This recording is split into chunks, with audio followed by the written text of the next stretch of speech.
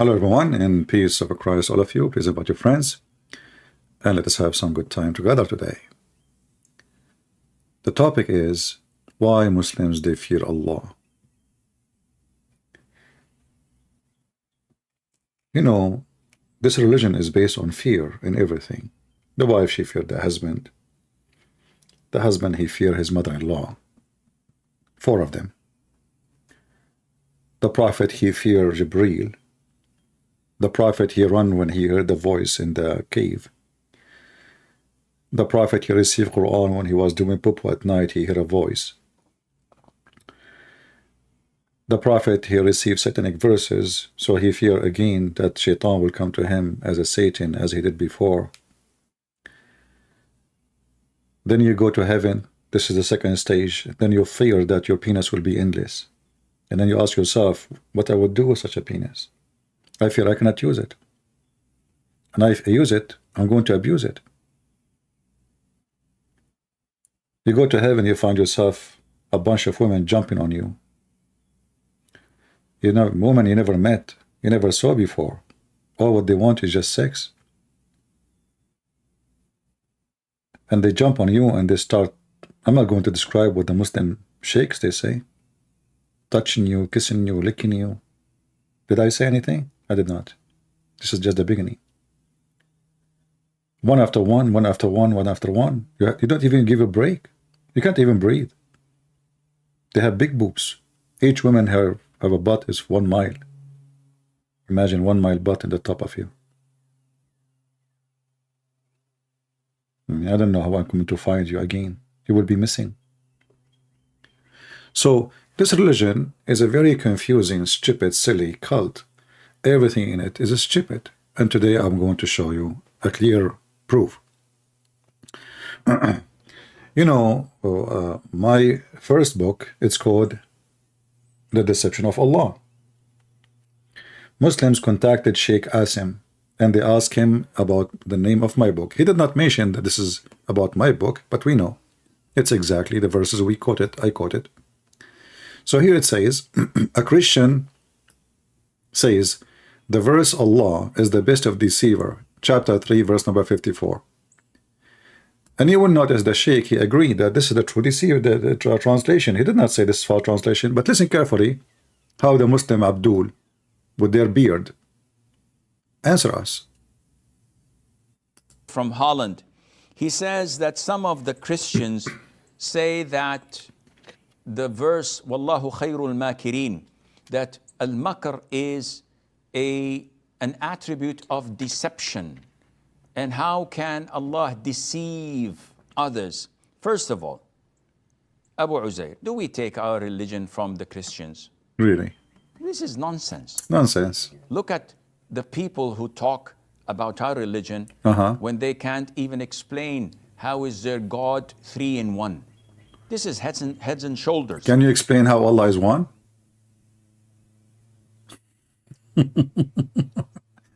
I mean, the funny is the Muhammadan, they try to explain God.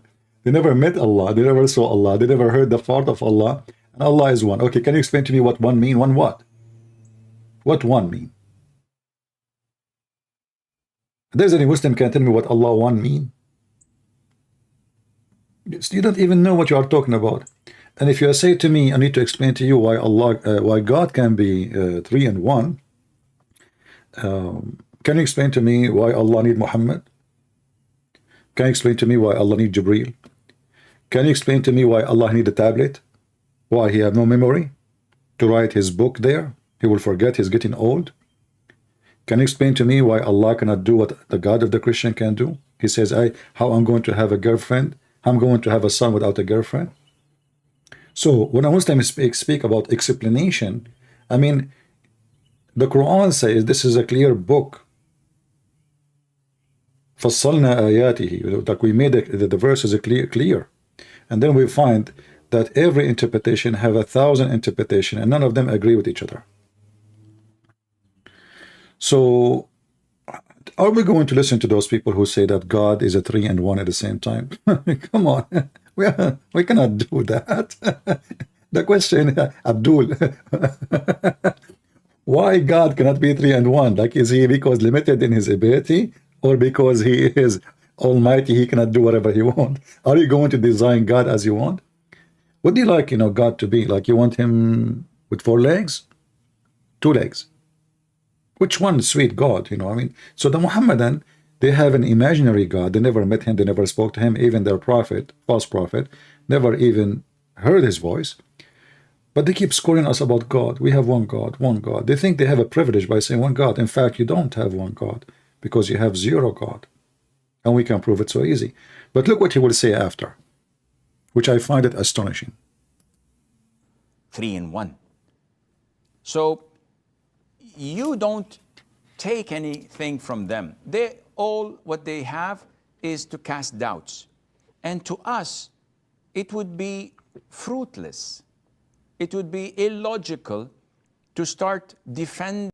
I like it when a Muslim suddenly, I mean, this is the same guy, he said we should not go and follow logic.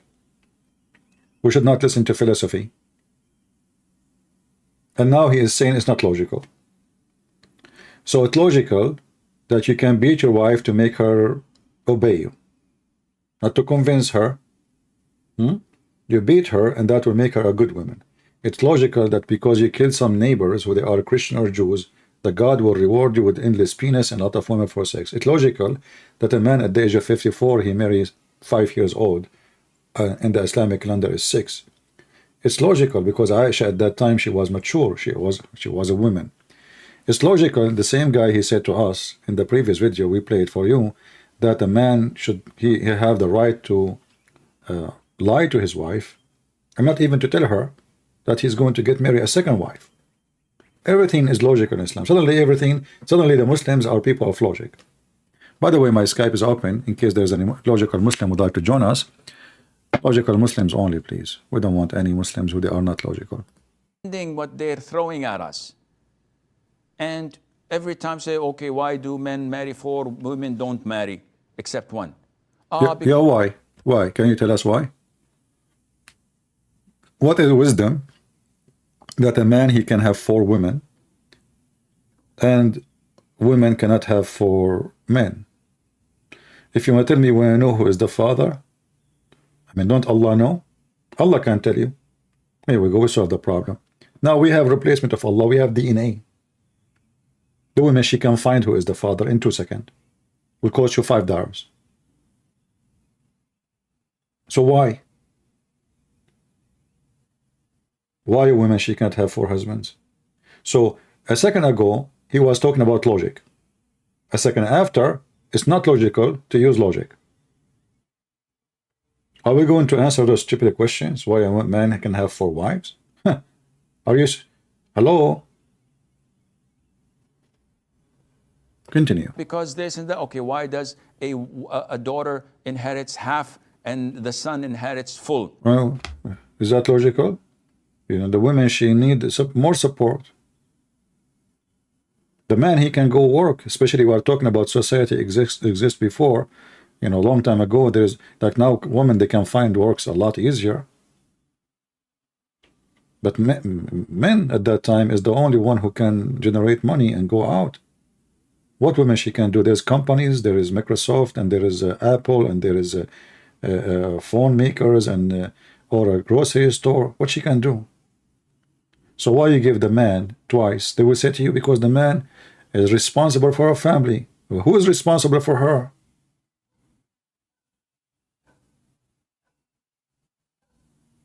So don't ask those questions. That is the logic. Because of this, why do men not wear gold where women can wear gold? What? And you... Yeah, the Prophet, he got a golden ring, because he is savage and he is trashy. He could not stop looking at it, and people, they start looking and says, look at this guy, he could not believe that he is ever wearing a golden ring. And then when he noticed people are making fun of him, he said, okay, you know what, I'm going to take it off. It's not right for men to wear a golden ring. That's it. That's the reason. One guy decision. It's not his God told him. There's no verse in the Quran, nowhere it says that Allah told him. Muhammad, he decide. because people are laughing at him. You know, like like I don't want to make fun of somebody is poor. That's not right. But you know, like in the Middle East, when the first time we get anything is called technology. Let us say, I remember when I was a kid he brought a watch, you know, and I got one too.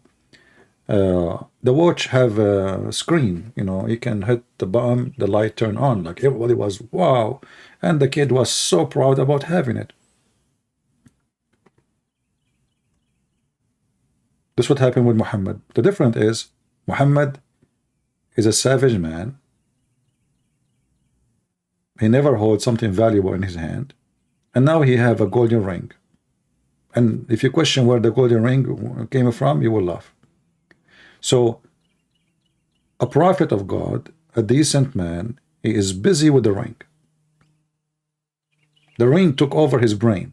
He can't even focus on what people are saying. A ring. And remember here, it's gold ring. A Muslim man, you will see Muslim men now, they wear a lot of rings actually, but they don't wear a golden ring. But does it make a difference?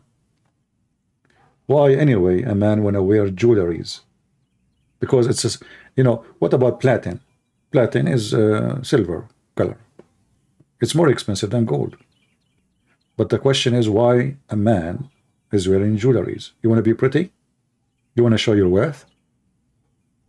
You want to tempt women that you are worthy, like we see, you know, many people do, like the pimp Andrew Tits, you know, showing me cigar and champagne and airplane. All of those, a man of God will be the loss of his interest.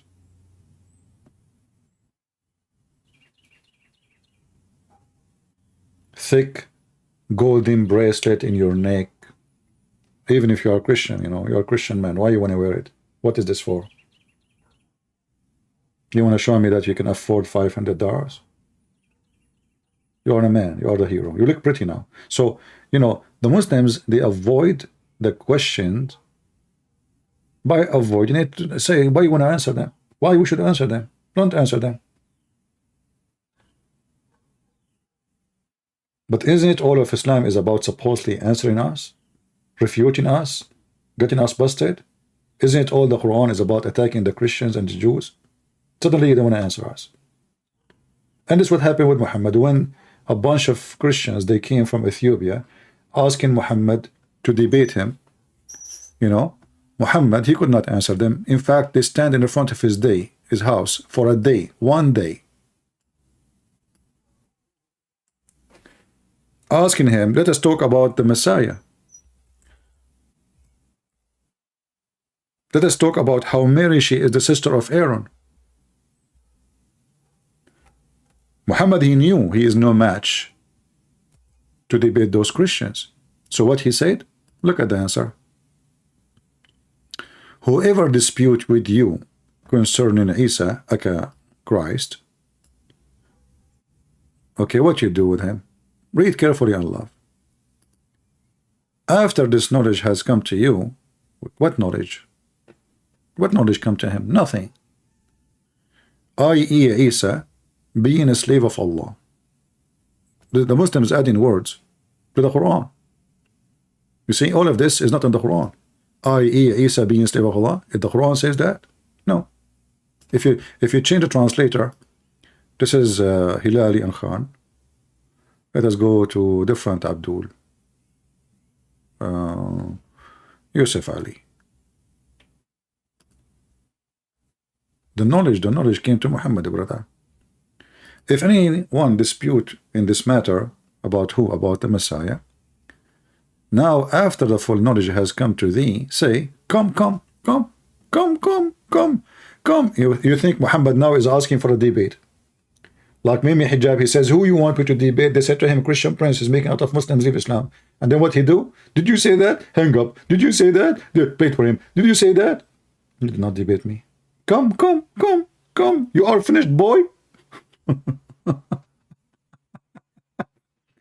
So come. Okay, come to do what? Come, let us gather together. Are we going to debate? No. Bring your sons and our sons, our women and your women. Those are monks, you donkey. Those are monks who came all the way from Ethiopia. You are saying to them, bring your women, I bring my women. This is telling you that Muhammad do not even know what Christianity is about. Monks. Bring our women, and what do women have to do with this? So now I want to debate Mimi Hijab and Lili Dawah. I say, hey, Mimi, bring your wife. No, I don't mean Lili Dawah. I mean the wife, the real wife, not the transgender. Christian Prince. Don't talk, please. Your voice is annoying. Lily, bring your wife, the real wife, you know, not Mimi Hijab. So come here. What the wives have to do with this? What the children have to do? Because they have no answer. And now let us ask Allah to curse the one who is lying. I mean, are you saying to me your stupid God will not punish me for lying about God unless I ask him to curse me? I mean, this God is so nice. Hey, listen, if you are a thief, Allah will not punish you. And this is a different story about being a thief, because remember, in Islam, everything is about destiny. If you remember, there's a story about a thief was captured by the Caliphate Umar, and when they brought the thief to Umar, if they put me, Hijab, when they brought him to Umar, Is it a where is the video? I find in all the videos except the video I want. Okay, hold on. So when they brought the thief to Umar, the thief, he asked Umar, why in the world you are punishing me? Why in the world you are punishing me? And this actually will help us with the topic of Allah being the deceiver. So the God of Muslim, he deceived them that when you do wrong, you are doing sin. In the same time, he is the one who decides for them to do sin. Watch and laugh. Well, if Allah's written all of this, then why did he bring me onto the earth? Well, hang on. Heads, and they say, well, if Allah's written all of this, then why did he bring me onto the earth? Well, hang on. In their heads, and they say, well, if Allah's written all of this, then why did he bring me onto the earth? Well, hang on. You don't know your results of your examination, so you have to come onto earth. The fact that Allah knows it and the fact that Allah has written it does not make you a person who should now give up. Guys, the fact that Allah written it, which means fate, and Allah, he know it. You should know your test. What test? If the test is already written and the guy already failed, and the one who made him fail is Allah, and now Allah will punish you because you fail. Listen carefully what he will say next. Because if that was the case, then obviously you would be the fool. A man came at the time of Umar ibn Khattab radiallahu anhu. According to one of the narrations, he needed to be punished because he stole. So he comes to Umar ibn Khattab radiallahu anhu and he uses the same line. He says, "Oh Umar, oh Amirul Mu'mineen, how can you punish me for having stolen when it was predestined? My deeds were already written by Allah subhanahu wa ta'ala." Now that's quite a good argument if you were to look at it. Umar ibn Khattab radiallahu anhu was one ahead of this man. He says, well, let's punish this man because it was predestined that we were going to punish him as well. Amazing. Wow. Wow. Wow, wow, wow, Wawa. You know the song of Busul Wawa? This song, the Muslim, they love it, by the way. It became #1 in the Middle East in the month of Ramadan. I don't want to show it to you because all of you, they are underage. You know, Busul Wawa. Man, people, like, you know, every Muslim, single Muslim, he know the song, he memorize it, but don't remember the Quran no more. Busur Bawa. Oh boy. I cannot show it to you. It's not good for your age, most of you, you know. Busur Bawa. Okay. If we go here, should I show it for a second? Hold on. Precaution. If you are too much young, this is the video starting. Busur Wawa.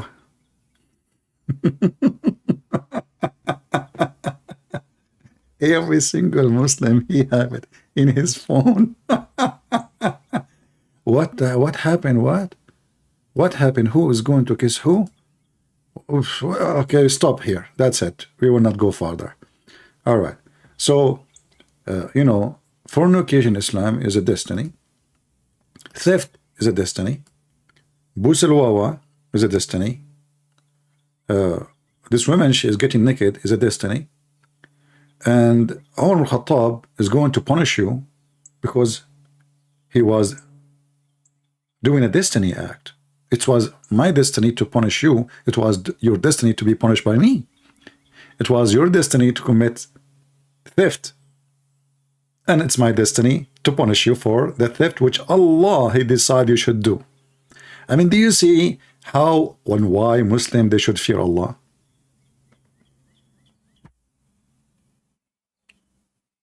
Don't you see why should fear Allah? It's a joke. This God is a devil. He's not trustworthy. So this God, he made this man commit sin. And this sin in this case was a theft. And now the thief, he's asking the caliphate, why in the world you want to punish me when this was a predestiny? And even Mufti Menk, he said that, predestiny. Not me who said that. You see, the Muslim, they try to hide the fact that Allah is a deceiver by saying, oh, Allah, he knew the future. No, no, no, there's a difference between. First of all, we can prove in 2 seconds that Allah do not know anything about the future. That is very easy. You can call me right now and I can show you. But the predestiny that a man committing sin or anything is a proven to us that Allah is the real devil. And if this is true, that means Allah is unjust. That means I am punished for something I did not decide to do. It was the destiny of Allah, which is His decision, not mine. And here you ask yourself, who in the world will believe in such a garbage cult? What is the point of the whole cult then? If Allah decides for Adam, as the hadith says, and we show it many times, we can show it again. Adam's sin was destiny. Adam did not commit sin. Adam, he said to Moses, according to Muhammad, we do not know how they met, but don't ask Muhammad about history. He is the best historian. So when Moses, he met with Adam, and Moses says to Adam, because of you, Adam, we are out of heaven. Adam, he said to Moses, you idiot, son of Mut'ah. You know, this is Islamic language. So, are you going to say, accuse me, that because of me, you are out of heaven? Are you stupid or what? Don't you know that Allah, He wrote my destiny 40 years before He created me?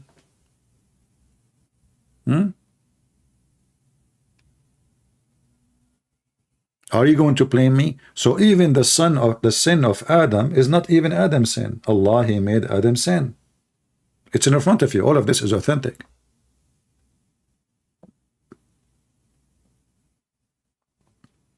All of this is authentic. This is Al-Bukhari is more important for the Muhammadan more than Allah Himself. Because what Muhammad said, Muhammad is their God. So did Adam commit sin? No. No. This is what they believe. Adam have no free choice to commit sin. So Adam saying to him, do you blame me, you idiot? Potato? Donkey? How you can blame me? You know, like this Jewish Moses, according to Muhammad, like he was like, oh man, Habibi, Moses, Habibi, Adam, take it easy, Habibi, I don't mean to hurt your feeling, Habibi, I forgot, I do not know. I mean, and the funny is, the Muhammadan, they say that Moses was a Muslim prophet, and now after he died, he met with with Adam, and looked like the Jewish prophet, who's a Muslim prophet, sorry, Moses, not Moshe, he do not know what Islam believe. So after he died, he went to school and he met with Adam and he asked Adam, hey, are you our father? Yes, it's me. How you doing? Who are you? I'm Moshe, the Jewish guy. Oh, I heard about you. How you doing, my son? You know, don't talk to me. Don't talk to me. Because of you, we are out of heaven. Adam, he will look and his beard is white and is old. My son, you cannot say that to me. Do you blame me for a sin Allah wrote in my fate 40 years before He created me? Moses, like, what the heck? He got busted. He didn't know what to say. And this is where Shakespeare, he got his phrase, like, to be or not to be. That is the question. He was talking about to be Musa or not to be Musa. To be Adam or not to be Adam. To be stupid or not to be stupid. So Adam, he got Moses busted, and you see Muhammad here is saying clearly that Adam, he won the argument. So can we blame Adam for his sin? Are you blaming me, you stupid idiot, you donkey, you monkey, you chimpanzee? Huh? Are you blaming me for the sin which is written, decreed by Allah for me 40 years before He created me? That's why we should fear Allah if we are Muslims. Because this guy, he play games. All your life is a game for him. Everything you do in life, it's not you who did it. Even when you kill in Islam, it's not you who killed, it's Allah. If you go in the Quran, it says, وَمَا رَمَيْتُ وَإِنَّمَا اللَّهُ رَمَى. It's not me who shot the arrow, you know, it was Allah. Don't worry about it. You know, you killed people. Don't worry. Yeah, there's blood in your hand. No. You know, you have no idea. It was Allah. Allah is the one who killed them. Chapter 8, verse number 17. You slowed him not, but Allah slowed him. And Muhammad, he gave them this statement, so every Muhammadan, he don't feel guilty when he's slaughtering innocent people. This is why you see Al-Qaeda and ISIS, when they slaughter somebody, they quote the very verse in the front of us.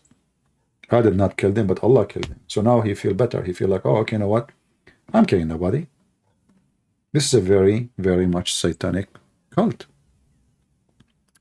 Again, if you are a Muhammadan, my friend, don't give me questions in Skype. We have a chat in YouTube. Well, are you better than the rest? Skype is only for Muslims to join me, not even to text me. You text me as a Muslim, I will block you. So if you are a Christian, don't text me, don't give me your opinion, don't ask me the question. You are just disturbing my work. And you are not being mature. Do you see how many people are in the chat? Are you better? This is what you just did now. Thank you. And let me block you. Don't send me a stupid message to say to me, I appreciate your work. You appreciate my work, then you shut up and join the topic.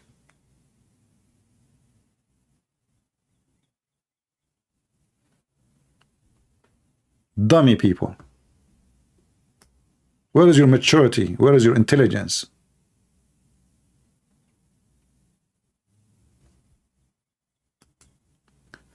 So I did not kill them, but Allah killed them. And that will make every Muslim not to feel guilty with his sin and his faith.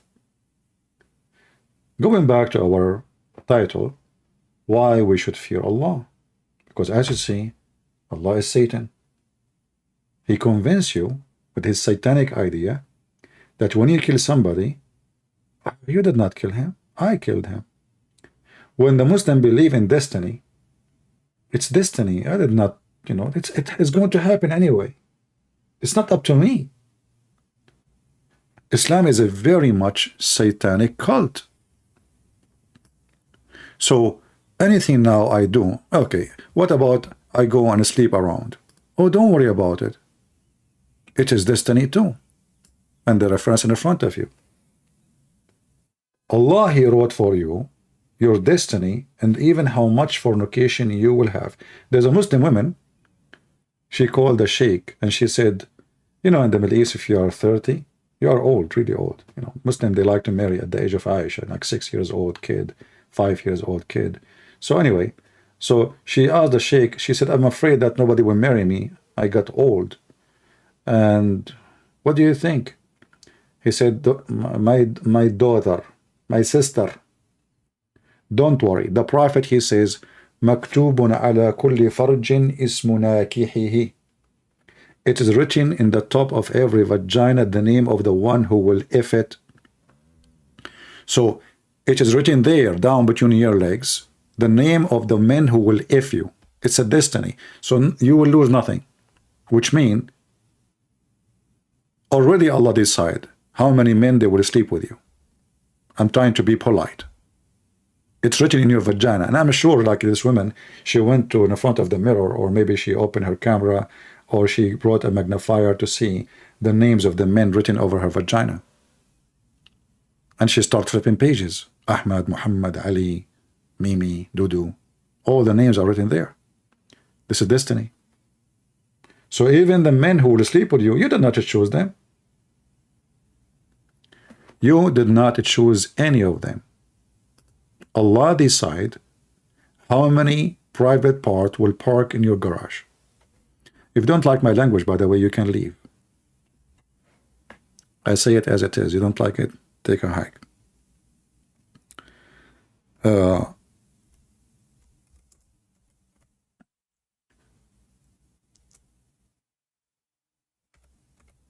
Everything in this cult. And the funny is, the Sheikh, we play his video, he was talking about logic. You know, he says how God can be three and one at the same time.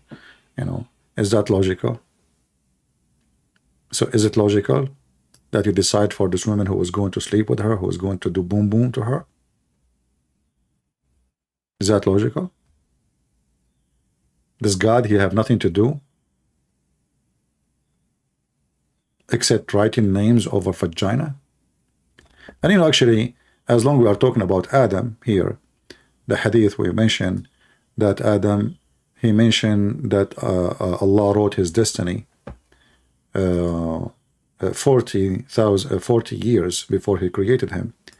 You know, when a liar he speak, he don't remember the story, and the numbers can be very huge difference. It's not like, you know, okay, I forgot. Okay, I went there maybe in 2010.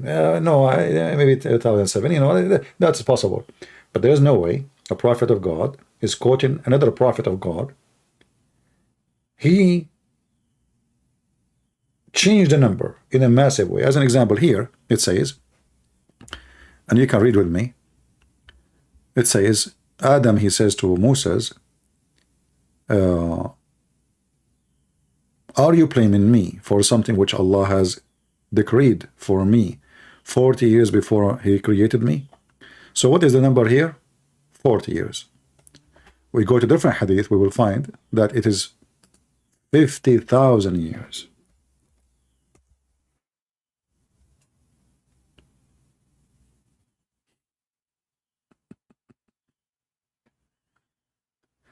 $50,000 years. Let us find you where the hadith about Adam. And actually, here it says, actually, in front of you, that Allah, he wrote the decree of all men.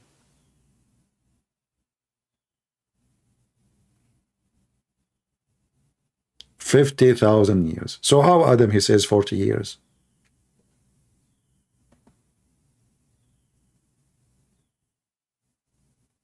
And this is sahih. They cannot say this is weak, and you know the stories they come with always, all the potatoes they come with.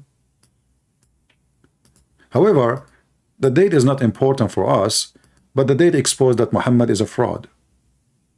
He cannot even remember what he is saying, because there's a huge difference between 40 years and 50,000 years. It's not even like 4. Like you say, I can say maybe they heard wrong. He was saying 40,000 years. They thought he is saying 40 years. In Arabic, number 40, arba'un or arba'in. There's a huge difference with the pronunciation with the word khamseen.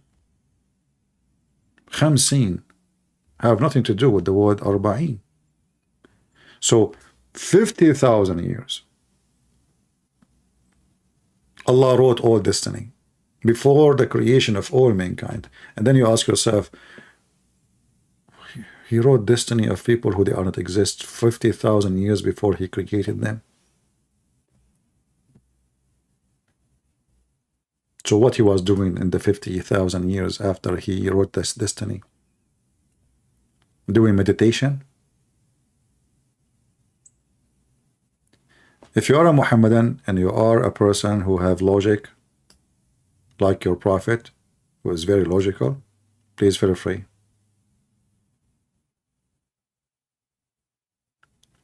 Adam admitted that this is his fault. I don't know how Muslims they see things. How Adam admitted this is his fault?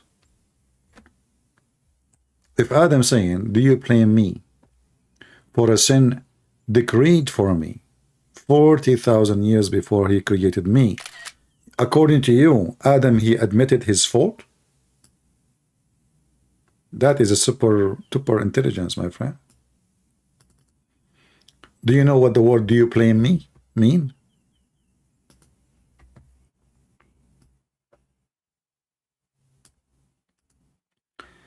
When somebody says to you, "Do you blame me?" that means he don't agree to blame him, right? And now the Muhammadan, look what he's trying to do. He is saying to you that Adam, he said, we wrong ourselves. That means Adam is lying and Muhammad is lying. Because if Adam saying we wrong ourselves, then the story of your prophet is a fabricated. Muhammad is lying. Because it can't be both. But I will explain to you how the Muslim scholars explain this. That Adam, because he want to seek forgiveness, he took what happened on him, so Allah will forgive him. And that was destiny anyway. Which means when Adam, he says this to Allah, Allah wrote this to Adam to say. It's like the Joe Biden speech, which he did not write and he did not know. This is why he cannot write. He can't read it. They put him in front of him in the screen, and he's looking at the screen and like, yeah, you know, the Ching Chong, Mr. Ching, this is okay, well, not Mr. Chin. Shin, okay, Shin, okay. So are you know, call me and let's read together so we can laugh. If Allah, he predestined, how Adam, he said to Allah, we wrong ourselves. How he wrong himself? Are you against the Quran too? Because the Quran says Allah is the one who wrote your destiny before he created you. I remember the Quran says, if this is a book made by other than Allah, you will find in it a lot of contradiction. And this is why we say Islam is very funny and silly and stupid. You know, when Mufti Menk, he is so proud speaking about how the Sheikh, how the Caliphate, speaking that Allah, he predestined the punishment for this man. That means even there's no justice in Islam, because simply it's not you know, a decision of a judge. It is a predestiny. You know what I mean? Even the judge, when he make a judgment upon you, it is not your judgment. It's not his judgment. It is the judgment of Allah.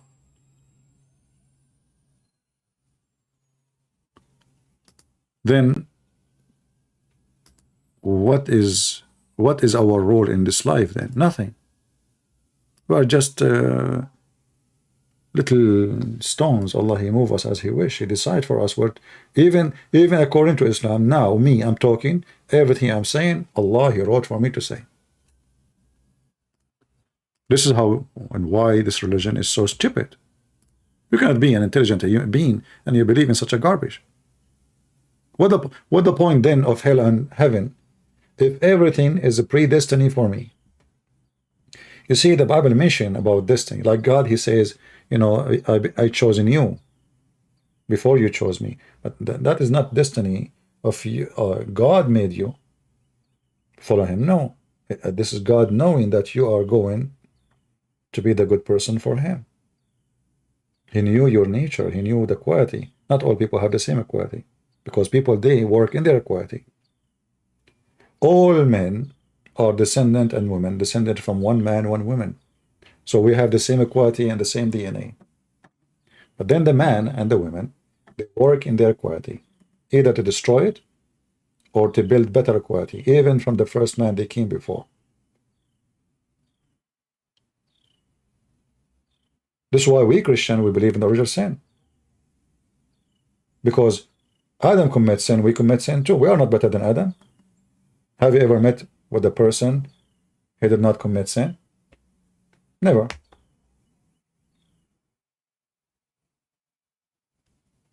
So Adam out of heaven because of sin, so why we will be there? But if you are the Muhammadan now, if you don't believe in the original sin, why you are out of heaven?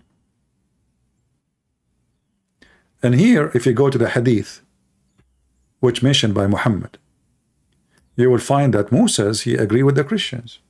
Moses, you know, the biggest lies the Muhammadan did with following Muhammad, they claim they hijack every name. Moses suddenly became a Muslim. Abraham became a Muslim. Even Adam was a Muslim. I mean, everybody is a Muslim. You know, even the cat, she converted to Islam. She don't walk over the Quran. But those stories in the yellow pages of Muhammad expose that Muhammad is a fraud and Islam have nothing to do with Moses. Because as you see, Moses believed in the original sin. He didn't believe in Islam. But the stupid Muhammad, when he mentioned this story, he never thought that time would come and people will laugh at him like what we're doing now. Showing how he converted himself. This is a man, his name is Moses. He is one of the mighty prophets of God, according to Muslims. And Moses, he died, and yet he did not know that he should not blame Adam for the sin. And yet a Muslim, he is, you know, in his 6th grade, he knew that in Islam we don't accept original sin. Is that logical? That Moses himself do not know? And if we ask the Muhammadan, how in the world even Moses he met, you know, Adam, if there's any Muslim can help us?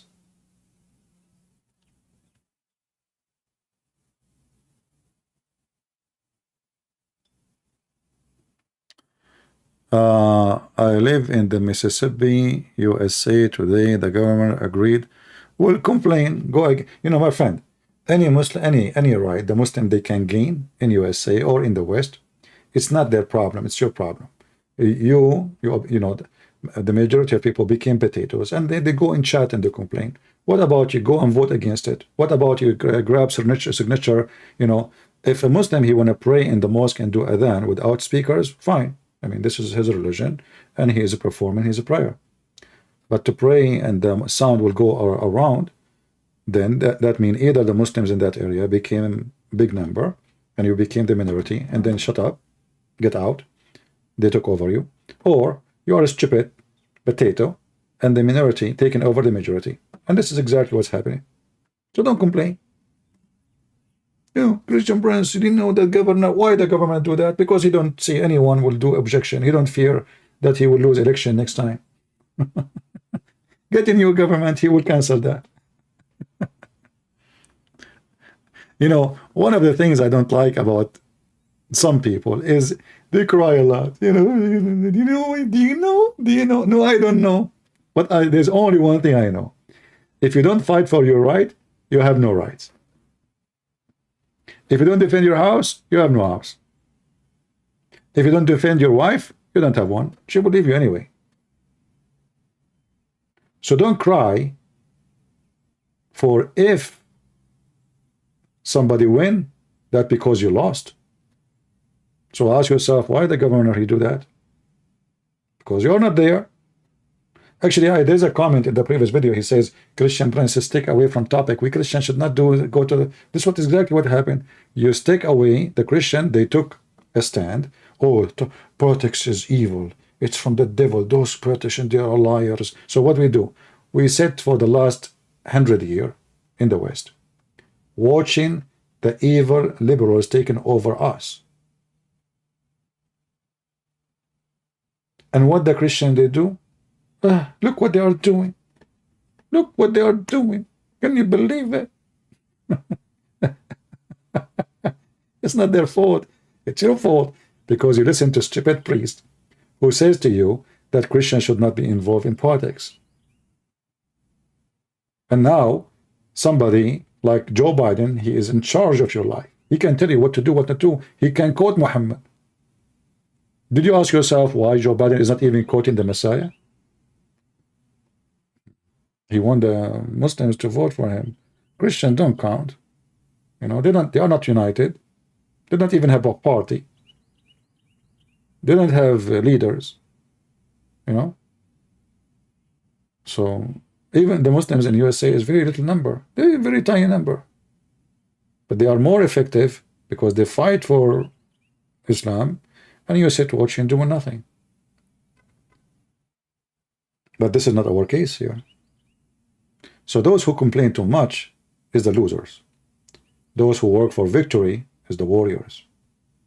And you never win war with the devil by losers who complain, but by warriors who go for war with the devil. Just take that from me.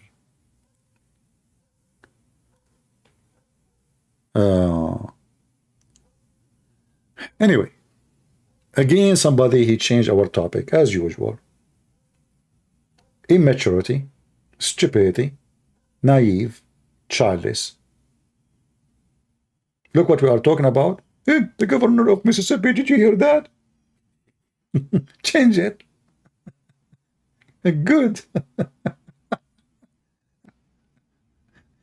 I hope the Muslim will pray the Adhan every at 5 a.m. in the morning, and they will screw your ears because you deserve it. It never happened unless you allow it to happen. You know, I will never be upset for a country is doomed because it's doomed for a reason.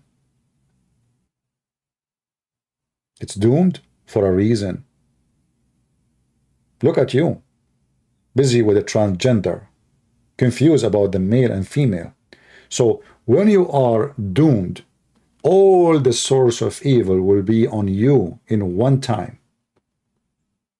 You know, the buffalo is so big animal, have a lot of hair, strong, very strong. But then a second come and the buffalo collapse. And this is what happened to all the buffalo before you. All the buffalo, including the Islamic buffalo. When the Muslim, they have a caliphate and they occupy maybe more than 60% or 70% of the earth. The buffalo becomes so big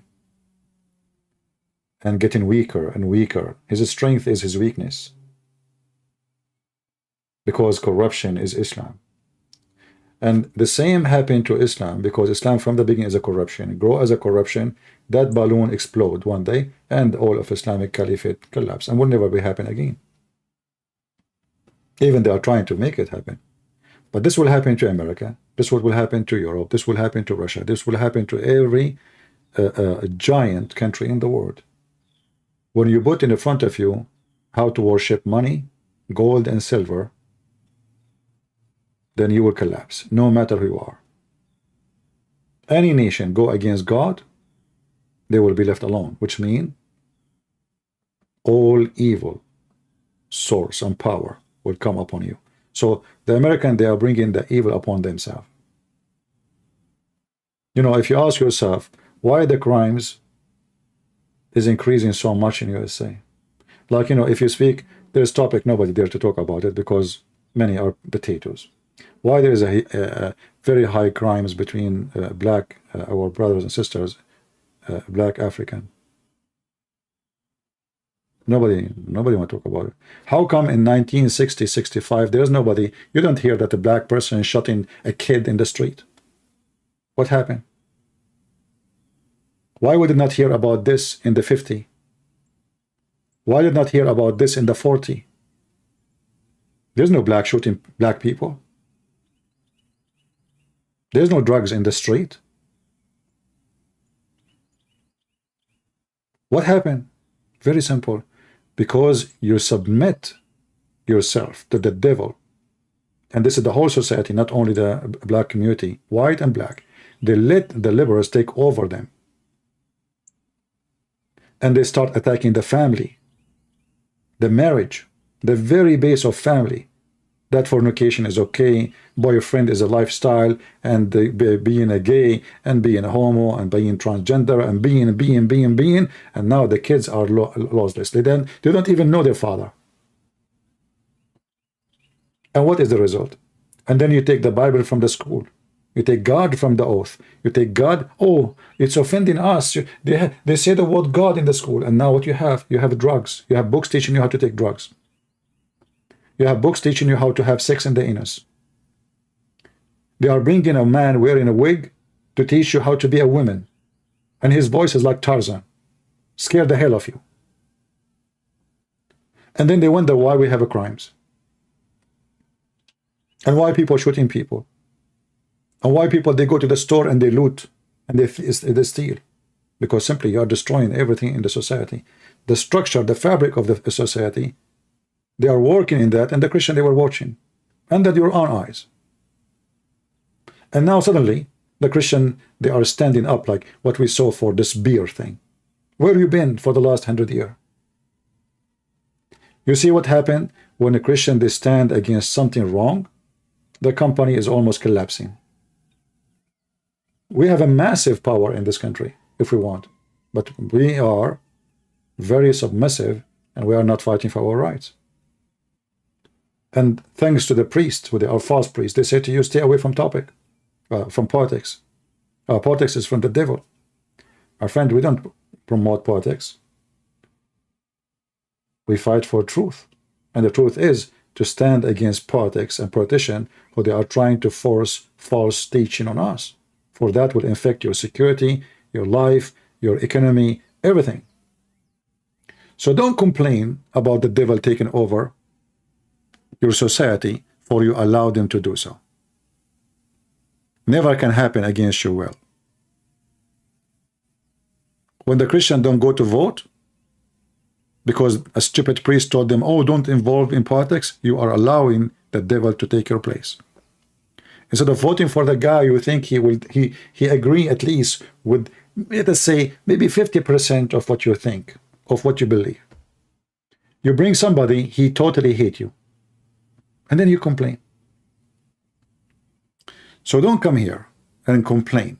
I hate people who complain, because they show a sign of weakness and not intelligence enough to do the work they should do. Going back to our topic. Yeah, we are going out of the topic because you people, you bring things to me. Should I disable the chat? I mean, we have people who have no maturity. They are like kids. You know, if we make a topic about testicle, they talk about how to cook an egg. My friend, the testicles it's an egg, but it's different egg. Because people are unable to focus, and everybody is coming with his, you know, the governor of Mississippi. Do something. Write letter to your congressman. Create a web page in Facebook, ask people to join you. You know, people who never fought against the devil, they claim to be warriors.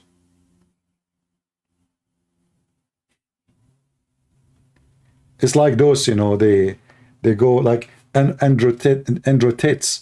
He claimed to be the man, but he never ever been in the army. So where is the man you know, fighting for money in the stage? What about go to the real world? Let us see how man you are. Let us see how long it's going to take you before you start crying. Talk is cheap.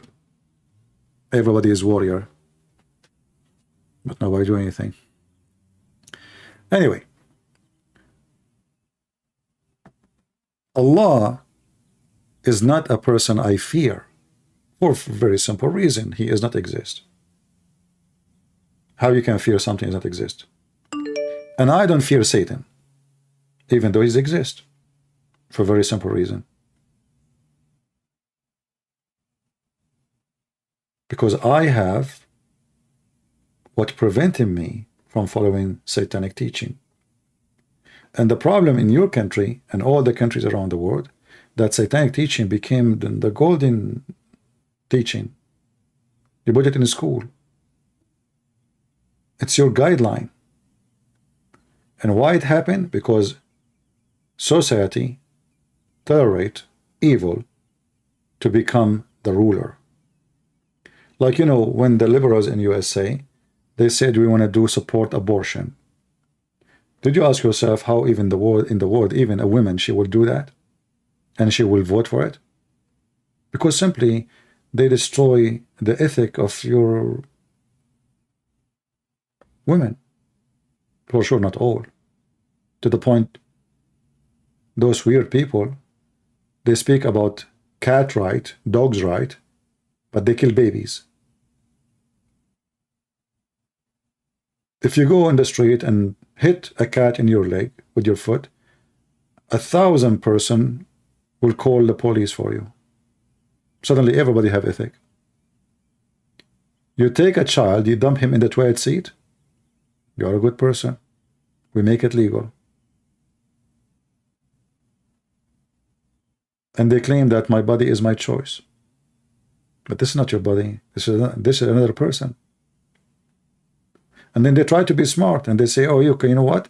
If it is a few weeks old, it's okay. That's false. 1 week, 2 weeks doesn't make any difference. Like, is he like a watermelon? The size does matter. So a human being, always he try to justify his evil, and when you justify your evil, you end with the evil. You became a companion of evil. You became a host of evil. And then after some time, because you are used to evil, the evil become normal. And then you ask him for more evil, because the normal is normal now. We want more. So a Muslim, he fear Allah, because as you see, Allah is a liar, is a deceiver. He wrote your destiny. He will punish you for destiny. He wrote for you. Allah, he lie. And you know, the funny is, the Muslim sheikh in the video I was playing for you, in his video, he said something very, very embarrassing. Look what he said. Take anything from them. They all, what they have is to cast doubts. And to us, it would be fruitless. It would be illogical to start defending what they're throwing at us. And every time say, okay, why do men marry 4, women don't marry, except 1? Because this and that. Okay, why does a daughter inherits half and the son inherits full? Because of this. Why do men not wear gold where women can wear gold? What? And you spend your time refuting their allegations, which is not fruitful. They don't believe in the system to begin with, so why would I waste my time with them? First of all, Allah tells us in the Quran, قُلْ يَا أَهْلَ الْكِتَابِ تَعَالَوْا إِلَى كَلِمَةٍ سَوَاءٍ بَيْنَنَا وَبَيْنَكُمْ. Oh, people of the book, come to common terms. First of all. He just said, why you want to waste your time with them? And he just quoted the verse, says, talk to them. And tell them this. I thought it looked like Allah is stupid too, because he's asking the person who's asking the question, why you want to even talk to them? Why you want to even answer them? And then he quoted a verse from the Quran saying, Allah says to them, Allah said to them, to tell us to say to them, come, come, come. I thought we should not waste our time. And here you see why Islam is very easy to defeat, because Islam is so stupid. Islam will flourish only if the Muslim is speaking to someone have low education, low IQ, and very naive. You have to be very naive. But listen to them carefully. You will find in every second contradiction. We should not answer them. And okay, the Quran says this to them. You want to discuss things about Islam? I have no problem. Let's establish, first of all, this universal fact that there is no other God worthy of being worshipped except Allah, and not to associate others with him. How is that? Oh, no, we will talk about this. So, guys, let us, if you agree with me, there's no God but Allah to worship, we can talk. But that means that means we lost the debate already. I mean, do you see the stupidity? We will debate about what? If I agree that Allah is the God to worship, we will talk about what? Let us see. There's a Muhammadan trying to contact me, maybe. We will see.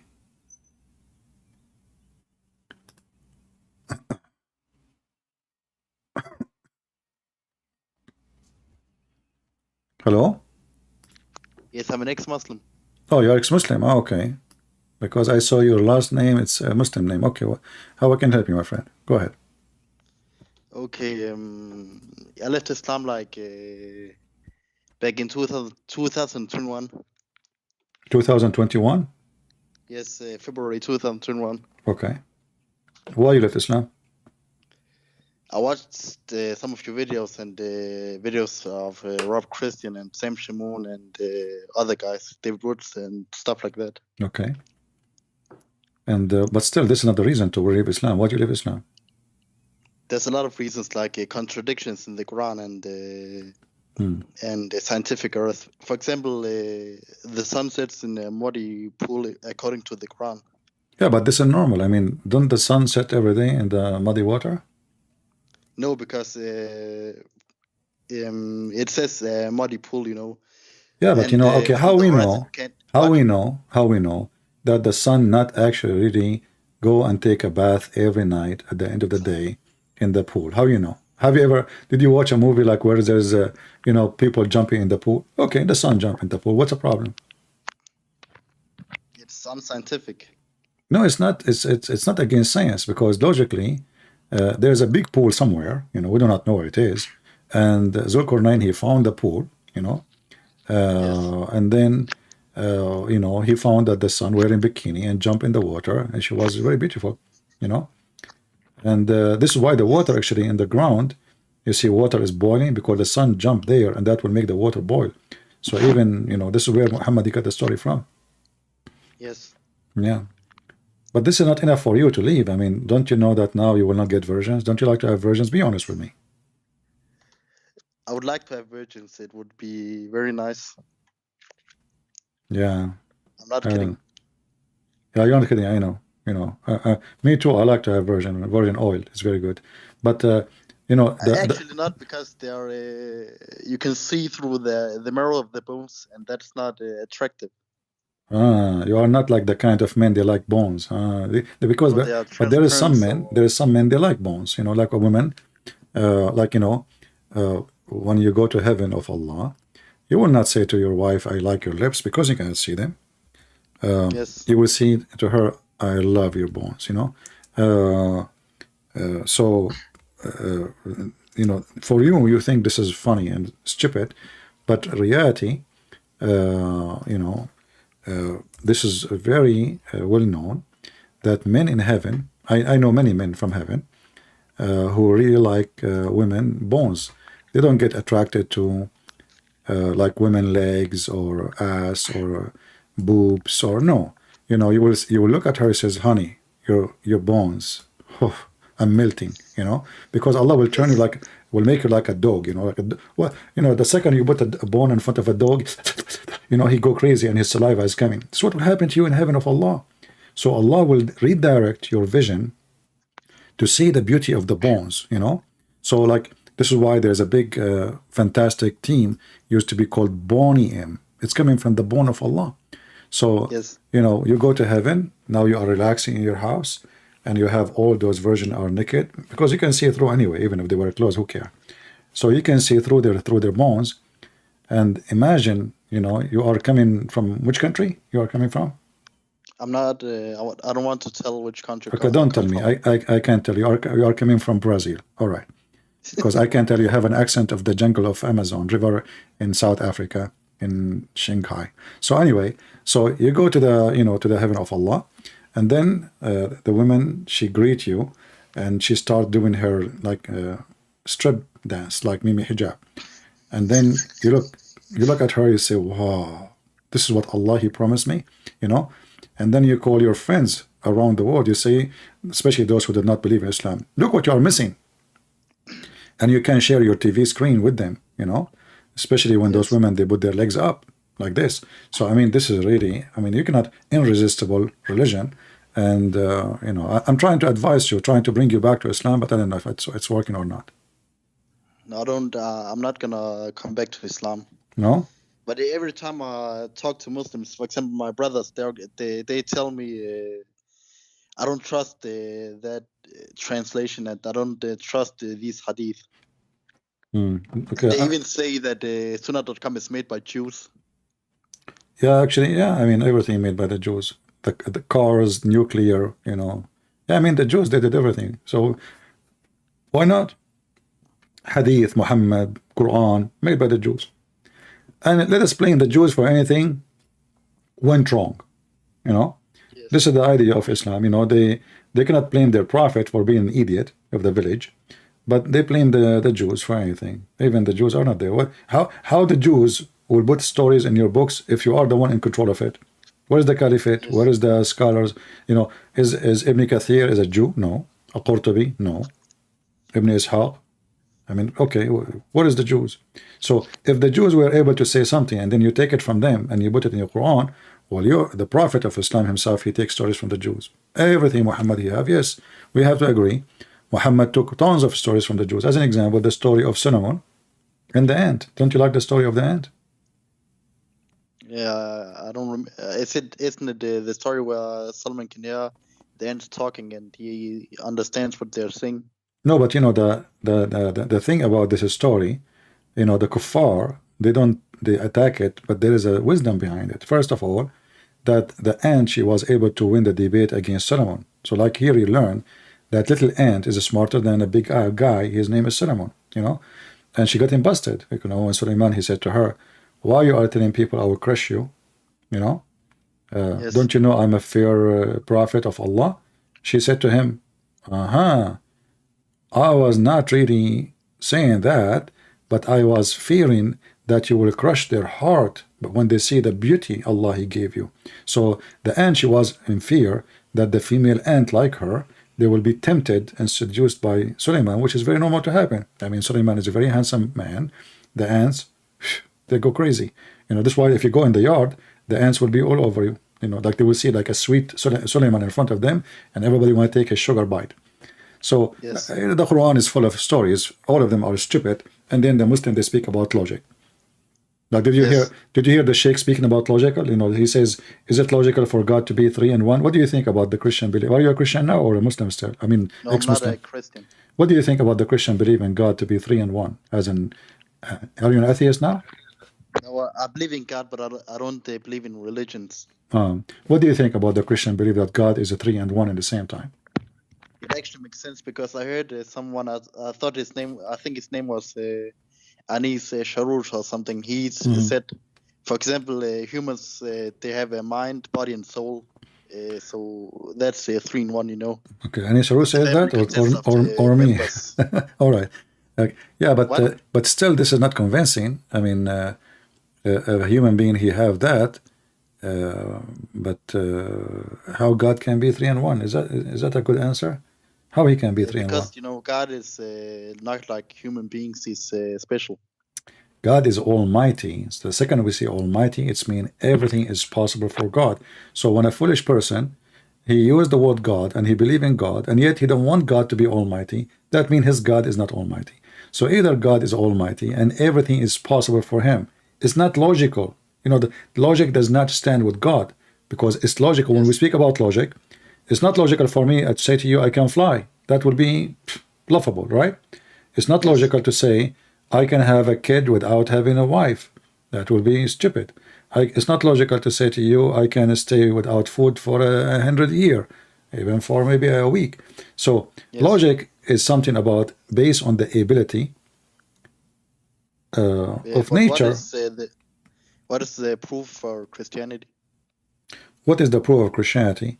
Will depend on what proof you are looking for. Like, are you the kind who seek proofs of science, or proofs of logic, or proofs of ethic? What you are looking for? Just any proof that is convincing. Well, all of those they come together, because you cannot take one of them out of when we speak about God, we mentioned that he is almighty, but the most important thing of the almighty is the reason for our creation. The Bible speaks about how God he loved the world. So God he loved the world, he sent his only begotten son. So the proof of God is exist in every human being. Do your mother love you? Yes. Why? Because she gave birth to me. Okay. Why? Still. Because she's my mother. Every mother loves their child. Okay, so let us think about it. You try to find all excuses for your mother to love you, even though you might be bad or good, right? Mother, she loves her son. But that cannot be explained except a love of God is given to this woman to love her son. You will find a chicken. She is a chicken. Do the chicken care for her babies? Yes. You will find an eagle. You will find even a rat. Mice, you know, like mice. So you will find that all creatures, they have very unique thing, which is proving that there is somebody gave them that. There is no way a selfish animal, he's an animal. Look, it's an animal. A dog is a dog. You know, two dogs kill each other for over a dish of food, but you will find a female dog, she is defending her babies. Why she want to do that? Yes. So you will find that God, he have his fingerprint in everything, and that is love. Love. When a human being, he loved to help you. He did not know you, but he saw you struggling, suffering. I mean, why I want to help you?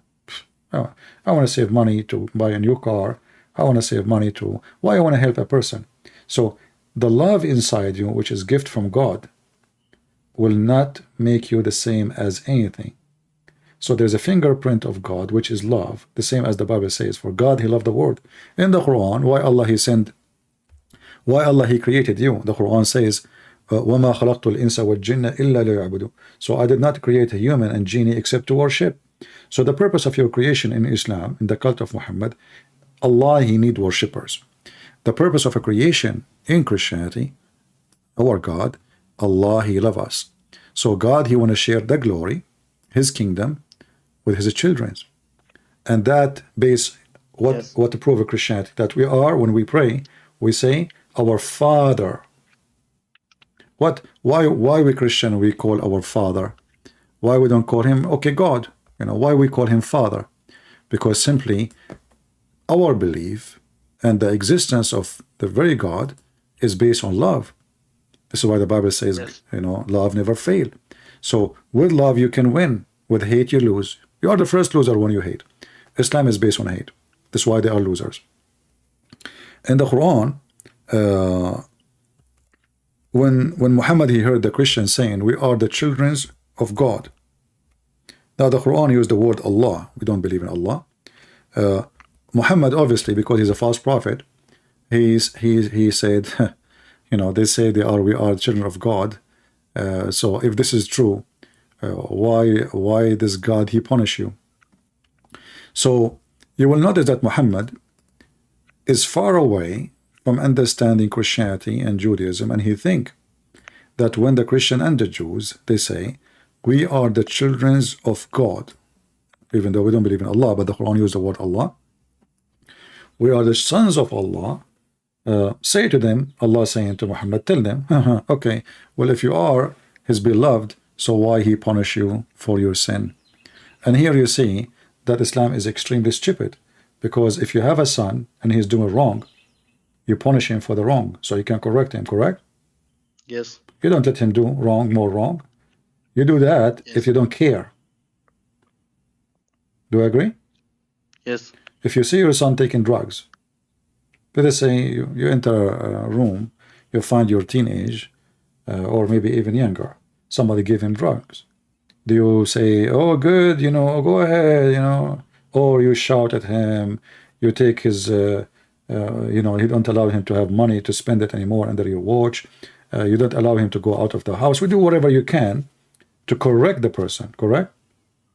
Yes. Here you see the stupidity of the maker of the Quran. He did not understand that the Christian, when they say that we are the sons of God, the children of God, they don't mean that they are his children physically.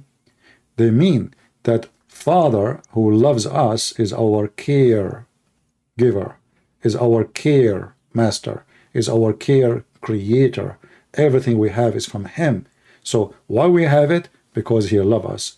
And why we appreciate it? Because we love him. And why we have relationship? Because we are his children. But the stupid Muhammad, he could not understand, and that's why we see Muhammad, we don't see him as a smart, intelligent, we see him as an ignorant idiot who did not even know what Christianity is meant. Yes. All right. Anything else, my friend, you can want me to help you with? No. Do you have any Muslim would like to call me Sheikh? You know, like, don't you know any Sheikh from before? No, I don't know any sheikhs. Why you do not know? Call them. Call any Sheikh and tell them, hey, this guy, he made me leave Islam.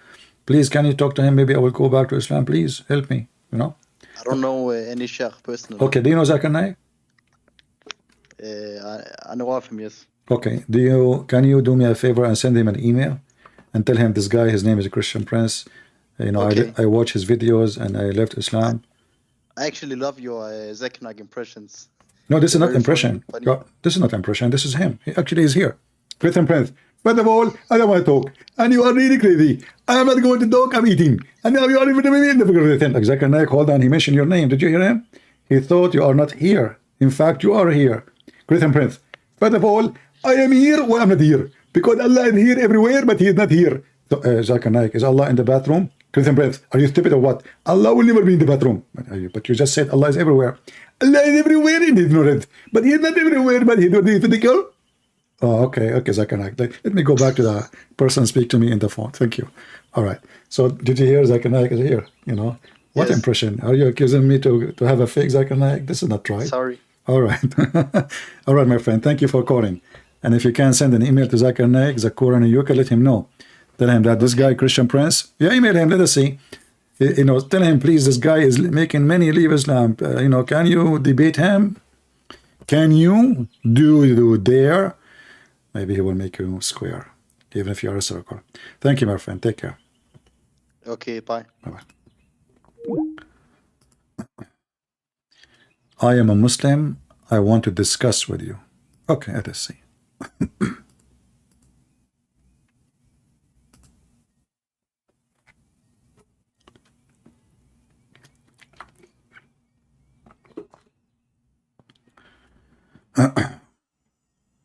We have a Muslim he want to discuss with me, so we don't know. Hello? I'm fine, my friend. Are you a Muslim? Yes. What is the proof that you are a Muslim? What is the proof? Yeah, can you say Shahada? La ilaha illallah Muhammad Rasulullah. What does that mean? Oh, you want me to recite the shahada? Yeah, what does that mean? What you said to me in Arabic? I do not know Arabic much. You know, as you know, I'm from Afghanistan. I'm like Sheikh Uthman. So what you said to me in Arabic, what does that mean? I added that there is no God other than Allah. Okay, how there's no Muhammad is how there's no God? messenger. There's no God but Allah? Yeah, other than him. He's Okay. unique. Why? Yes. But who is the one who said that? Allah or Muhammad? He said that. Who said what? I didn't understand your question. The Shahada, you know, Shahada, where do you get this from? Is it in the Quran? No, it's from the Prophet. So your prophet is fabricating things, is not the Quran? What? Didn't understand your question. I just asked you if it's from the Quran. You said no, it's not in the Quran. The prophet said that. So your prophet is fabricating a base on Islam, based on his name, associated with the name of Allah. You said to me, there's no God but Allah, and Muhammad is his prophet, correct? Yes. Okay, so you joined the name, Muhammad, he joined his name with the name of Allah. But isn't it this is shirk? To join the name of a man with the name of God?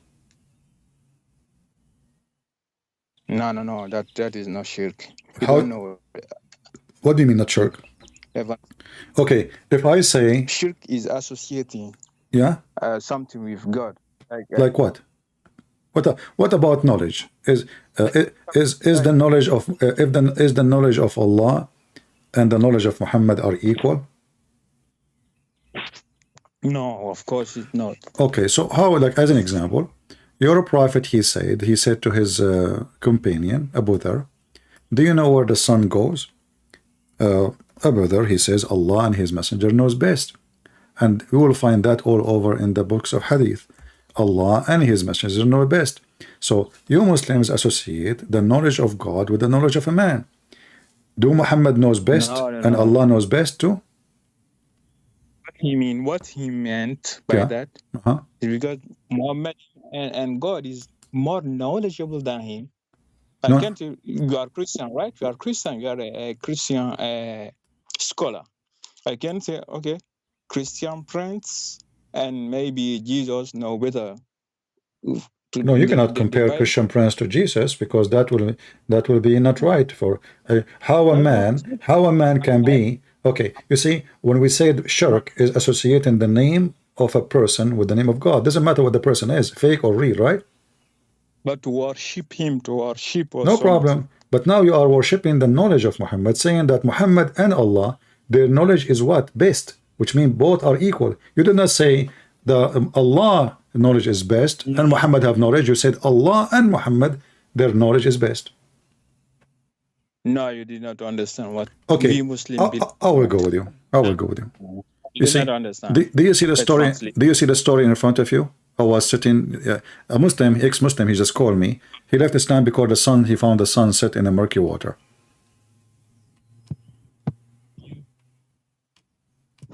What do you think? I didn't see it. Can you read the surah in Arabic? I can do you know Arabic? Yeah, not too much, but I understand. I'm okay. not. How you do not know Arabic, but you understand Arabic? It's like I'm speaking English now, but I'm not high level English, but I can understand. My friend, I'm asking you. You said you do not know Arabic. I don't mind to show you the Arabic, no problem. But do you know Arabic? You said no. So what the difference going to make for you? I mean, English is still better. At least you can speak English. No. If you read in Arabic, I can recognize. Oh, okay. It says here. The verse. Okay. Okay. Yeah. Okay. You have to recognize it. All right. It says that he says وهو على حمار والشمس عند غروبها فقال هل تدري أين تغرب هذه الشمس؟ هذه قلت الله ورسوله أعلم قال فإنها تغرب في عين حامية. What I said.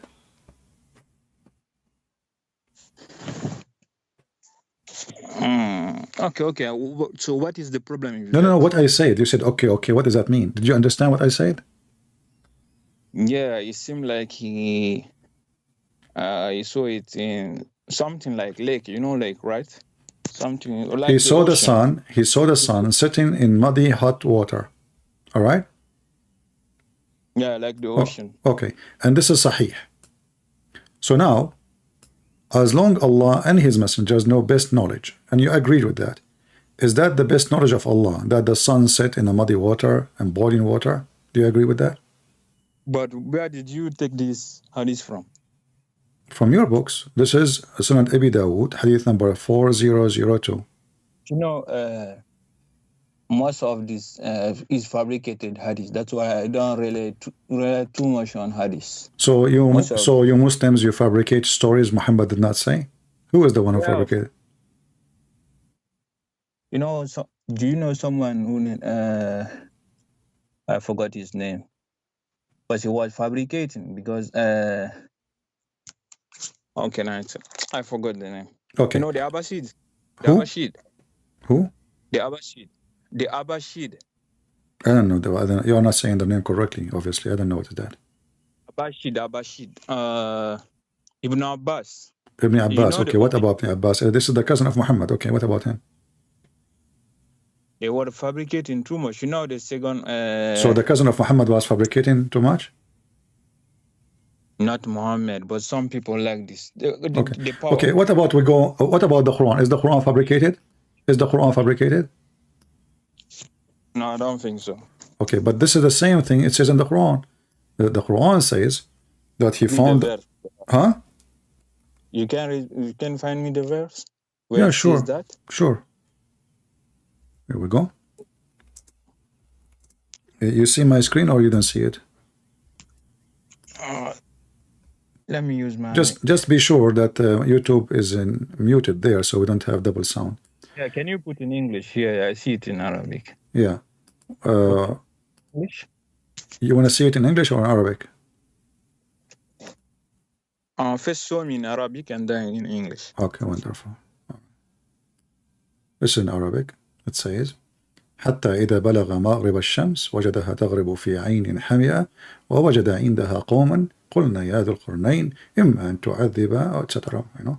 So now until he arrive, okay. Go ahead, tell me what it says.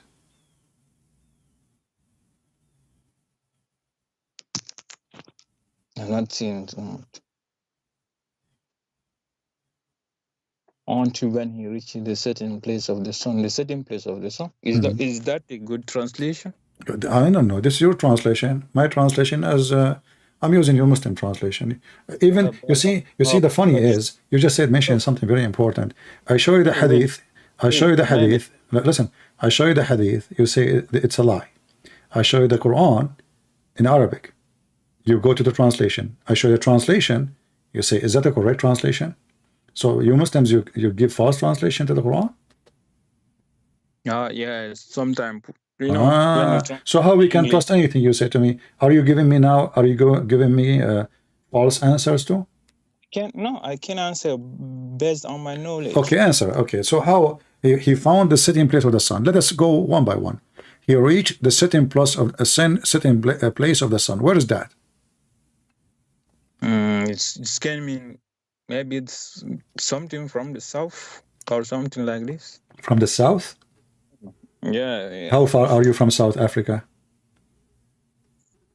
Oh. No, I'm just trying to find how close you are to the sun, where the sun set. The south. It says here he found the sitting place of the sun. The sitting place. But I can sit in now. I'm sitting next to my window, and I will see the sun sitting in my place. I don't need to go anywhere. Is that correct? Yes, but that is empiric knowledge. This is what?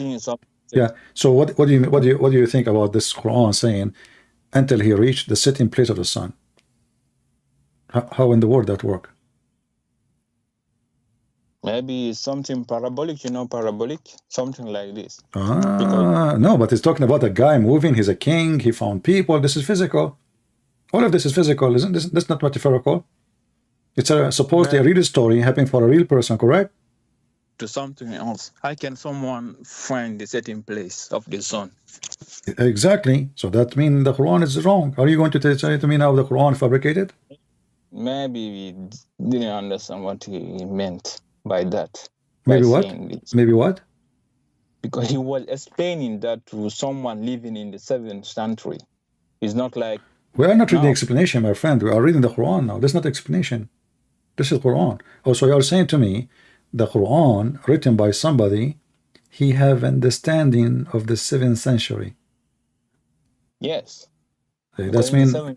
Okay, that's mean Allah is not God and Muhammad is not the Prophet, because he is writing stories, fiction stories, based on his understanding in the 7th century.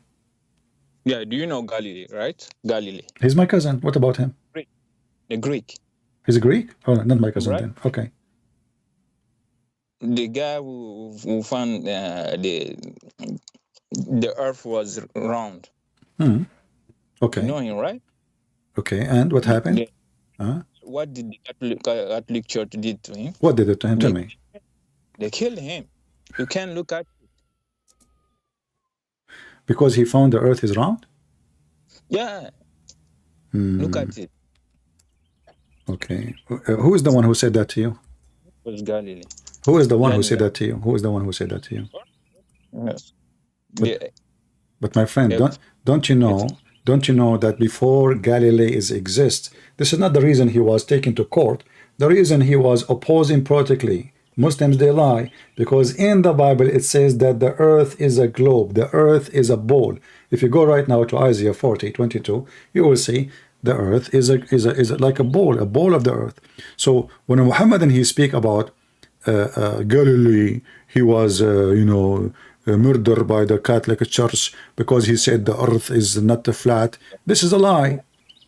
This is a lie. This is a fabrication. This is a fabrication made by the Muslims. Why? Because simply, first of all, the Bible never say the earth is flat. Secondly, we have a clear verses. Now, there's many translation, but doesn't matter what translation you take. Go to right now to Isaiah 40:22 and use any translation.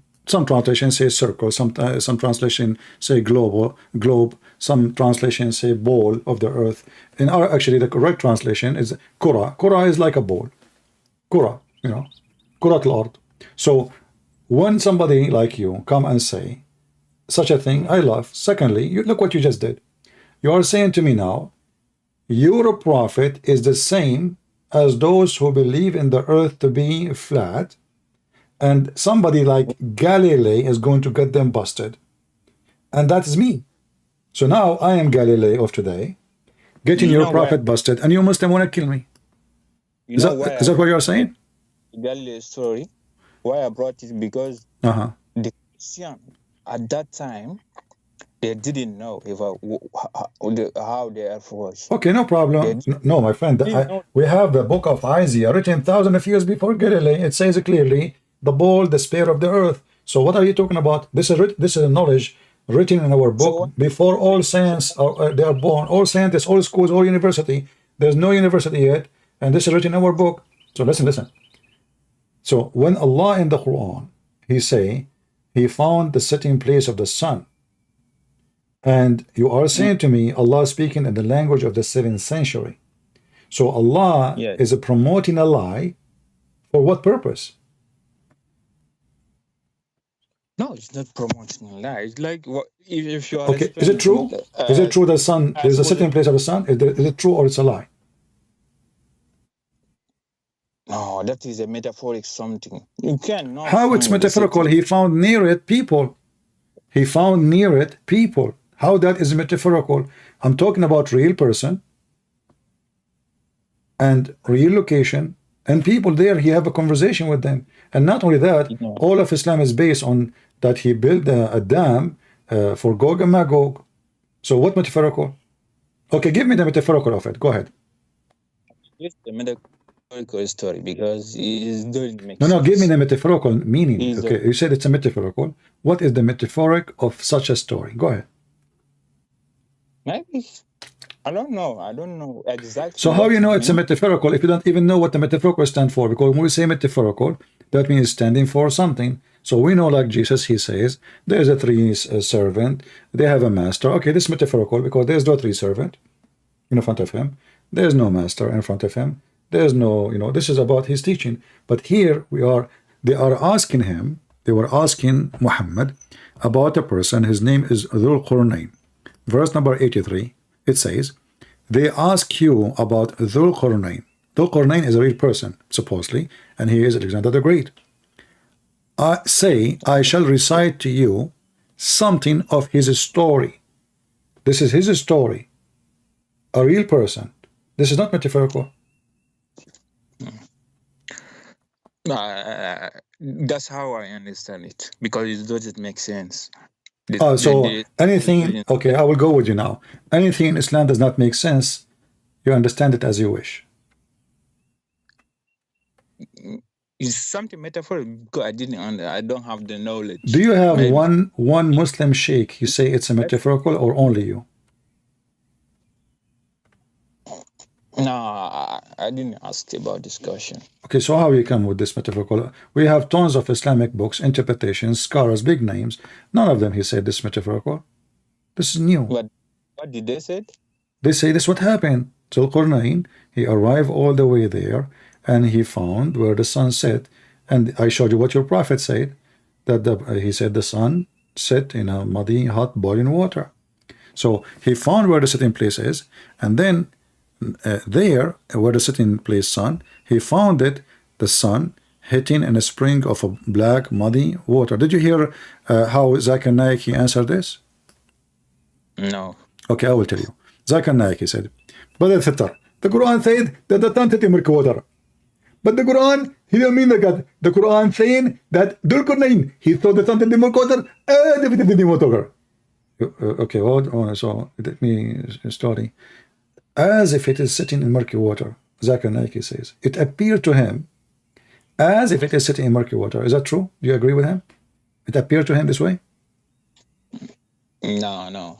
So what do you think? Okay, so give me the meaning then. As long as you didn't agree with him, then what is the solution now? He found the sun sitting in muddy, bloody, hot water. No, I'm not gonna lie. I'm not gonna lie. Okay, I'm not saying you're lying. I'm saying, give me the answer. Help me. It makes sense. I don't know if he answered like this. If his answer was like this, I don't agree. But I don't know. Well, the video is there. You can watch it. The video is there. You know, he says it appeared to him. So what do you think? What is the solution now? So that's what you think Islam is false for only that verse? No, everything in Islam is okay. You know what? I'm not going to talk about this. Give me a chapter in the Quran is not stupid. Just one chapter. Just one chapter. Give me one chapter is not stupid. You know the Quran? Yeah, sure, I know the Quran. Okay. Give me a chapter. Tell me, okay, find me something stupid in this chapter. Any chapter of your choice. You have the whole book from cover to cover. Anything stupid in the Quran. That's why everything is stupid. Just what I'm saying to you. Give me one chapter of your choice and challenge me to find something stupid about it. Okay. You know, wonderful. Here we go. قل هو الله أحد الله الصمد. Okay. Yes. Tell me what this verse is saying about قل هو الله أحد. Yeah, you understand Arabic, right? قل هو الله أحد. My friend, okay, you are the one who chose the verse. So what this chapter is speaking of? This is chapter 112 in the Quran. It's just a few verses. Okay. So yes. what the verse is saying? قل هو الله أحد mean? Okay. Mean? Yeah. Tell them that Allah is one. Okay, hold on. So let us stop here. In Arabic, when you say ahad, ahad does not mean one. Ahad means one of. I will do this in front of your eyes. I will carry the word ahad, copy it, and paste it in the search engine in the very same Quran. And you will find in Arabic the word ahad never appear as one. Ahad means one of. So I say Ahadul Tullab, one of the student. Ahadul Anbiya, one of the prophet. As an example here, chapter 2, verse 102. وَمَا يُعَلِّمَانِ مِنْ أَحَدٍ. They don't teach anyone. Ahad mean one of. So they don't teach any one of the people. Chapter 2, verse 136. لَا نُفَرِّقُ بَيْنَ أَحَدٍ. So we don't differentiate between any of them. So the word ahad does not mean one. Mean one of. So how Allah is one, and now this is the verse you choose for me to prove to me something very solid, and then Allah is using the word which is wrong. Allah should use wahid, not ahad, for the word ahad is one of many. You cannot find in Arabic one sentence using the word ahad without saying ahad, etc., which means one of. Ahad. Here we go. Chapter 2, verse number 85. لا نفرق بين أحد من رسله. We don't differentiate between any of his messengers or the messengers. So we don't differentiate. Read it. We don't distinguish between any of. This is ahad. Any of. So the second you say Allah is ahad, you just say there's many Allah and he is one of them. No, that is your translation. This is not my translation. This is your translation. I'm using the same word in the Quran, and this is your translation in the screen. This is not my translation, my friend. I'm showing you on the screen what it says. Every single verse in the Quran translating the word ahad as one of. Every single verse. And I can show you endless number of verses. Here we go. We start from chapter 2, 102. Chapter 2, 136, chapter 2 to 85, chapter 3, verse 37, chapter 3, verse number 84, chapter 3, verse 153, chapter 4, verse number 43, chapter 4, verse 152, chapter 5, verse number 6, chapter 7, verse number 80, chapter 9, verse number 6, chapter 9, verse number 84, chapter 9, verse 27. Shall I continue? We will stand until tomorrow. So, as you see, all of it, مَا مِنْكُمُ أَحَدٍ. Ahad, you see it? You know? So Ahad does not mean one. Ahad mean one of. So if your God, he decided to tell us about himself, and then he says, say to them, قُلْ هُوَ اللَّهُ أَحَدٌ. Muhammad is an idiot. He stole a chapter from the Bible. It says, O Israel, your God is Echad. Echad makes sense. Echad does not mean one, as a one person. Echad mean unity. That's why the Bible says, the man and the woman, they leave their parents and they become Echad. This is Ahad. Echad is Ahad. But not one person is one as a unity. So your God, he chose a word. Muhammad, he stole the word from the Hebrew, Echad, which Ahad, and he put it in his Quran. But by doing that, he made his God not one person, but a unity. And here, if you read the verse after, it says, قُلْ هُوَ اللَّهُ أَحَدٌ Allahu Samad. What Samad mean? Someone means someone who is capable by himself. He Okay. don't need help. Okay. Self-sufficient, master, the Muslim translation. The fact this is false. Samad is a word coming from the Aramaic, masmuda. If you ask even Arab, ask them masmuda, what masmuda mean? You will find that masmuda is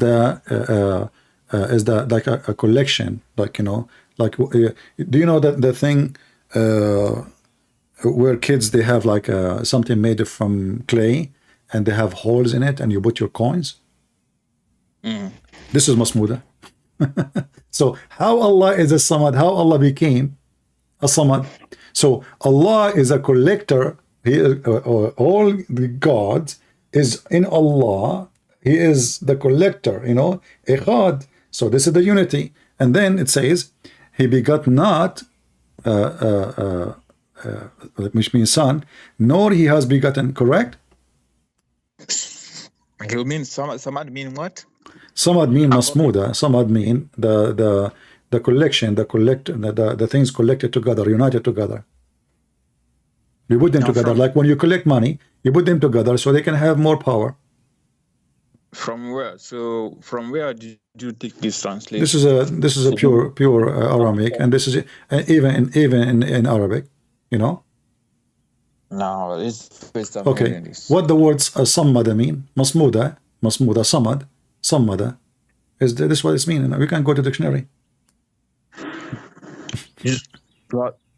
Same Masmuda. It said Samad. Samad is the same, my friend. Masmuda is the name. Like Masmuda, you name something. As Samad, you are describing it. So when I say, okay, say Allah is, okay, I will go with the translation you Muslims have. You said self-sufficient, correct? Is Allah self-sufficient? Of course. Okay, let us see if that's true or not. The verse after it says, he begot not. Mean what? Mean he don't have children, right? Yes. Okay, but remember, Allah is self-sufficient, correct? Okay, that means Allah do not need a woman in case to have a child if you want, correct?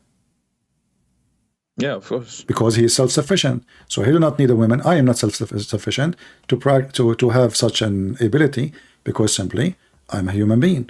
Allah is not. Okay, but how then Allah, he says, how Allah can have a son if he don't have a girlfriend? Remember, he is a self-sufficient. And the self-sufficient, he do not need a partner in order to do anything, because he is self-sufficient. He do not need even anything at all. He is dependent on no one. But the Quran, chapter 6, verse number 101, it says, huh? That he did say that he doesn't need a girlfriend. The Quran, chapter 6, verse 101 says, the originator of the heaven and the earth, how can he have a child when he don't have a girlfriend? No, that because of Jesus. Because people are... It doesn't matter. We are not talking about Jesus now. Don't jump to Jesus now. Focus with me. You agree that Allah is self-sufficient, correct? We have to understand the context before making... Okay, what? No, it doesn't matter. If I am self-sufficient, why I need a woman to make a baby? Huh? If I am self-sufficient, you see, a second ago you agree with me. A second after, now you don't want to agree. You are the one who agreed with me that self-sufficient. I said to you, do I need to have a woman to have a child? You said yes. I said, because I'm not self-sufficient. I'm a human, correct? You said, yeah, you agree. So now Allah is saying he cannot have a son unless he have a girlfriend. And not only that, he is using the word how can he. Do you know what how can mean? Yeah, of course. What does that mean? Tell me, what when I say how can he, what I'm questioning? How can he? What you are? I don't understand your question. How No, can he? I am asking what I'm questioning exactly. When I say how can he, I'm questioning what? It's possibility, like Ability. Thank you very much. Question the ability. You are the one who gave me the answer. Thank you very much. So Allah questioned his ability. How can he have a son yet he don't have a girlfriend? So how the Muslim, they say that verse there, Masmuda or Somad, mean self-sufficient, which falsely they are translating the word Aramaic word, which is not Arabic, false translation. And yet Allah, he cannot have a son unless he have ability, and that ability is not exist, because he cannot have a son unless he have a girlfriend. no, you didn't. Actually, you don't know the Quran. You don't know why. Give me an answer. Don't tell me why. I'm talking to you, my friend. I did not hang up on you. I'm not you know, being aggressive with you. I'm trying to have a conversation. Don't tell me you do not know. Just give me the answer. Why Allah cannot have a son unless he have a girlfriend? Okay, let me explain to you the context. Why? Okay, give me the context. No problem. Still, my friend, he is giving us the reason why he don't have a son. The reason he don't have a son, he is saying to us, he's talking to you, talking to me. How can I have a son, yet I don't have a girlfriend, correct? Okay, are you convinced now? Are you convinced after Allah he said that? No, I'm not convinced. Because if Allah is God and he's self-sufficient, Allah did not answer me. Actually, he made himself in trouble. Because how, this is a word should not be said to God. How God can do, that is not a question. And the one is asking now is Allah himself asking the question. Allah saying how Allah can do. I didn't understand the context. That's why you are doing it like you see, you are trying, you keep hiding behind the context, but you fail to give me the context. Okay, the context is the Christian, the Jews, whatever people they say, even the pagan, they say God, Allah, he have 3 daughters. Okay, so now Allah is answering them, right? Allah saying to them, how can he have a son if he don't have a girlfriend? Why you are saying to me, I'm taking it out of context, when the answer is so clear, how can I have a son? The funny, he don't even say I, he say he. How can he have a son if he don't have a girlfriend? So what is stopping Allah from having a boy, having a son? It's not. he could. He's how he could? Okay, do you see the word? You see, listen, focus with me. Does it say, how can he? And this is your Islamic translation. Okay, so how you say who could? Because if he could, you should not say how can he. We should say he could have a son. No, he was just responding to those guys. Exactly, he is responding, explaining to them why he cannot have a son. Because he cannot have he don't have the ability. He need a girlfriend. No. Where did you see our friend? He just said how can he have a child? So what is the problem for him to have a child? He don't have a girlfriend. He was just explaining to them that doesn't matter. He's explaining to them. Wonderful. Okay, he's explaining to them why I can't have a son, because I cannot do it. I need a woman. No, that's not that. Okay, give me the explain it to me. Go ahead. Yeah. He was telling them because he was responding to those. No guys. problem. You keep repeating the same thing, but the response is stupid, because if I am responding to you about God having a son, then I say to you, how can I have a son without having a girlfriend? That means I am a human being like everybody. The God of Mary. Do the God of Mary have a son because he have a wife?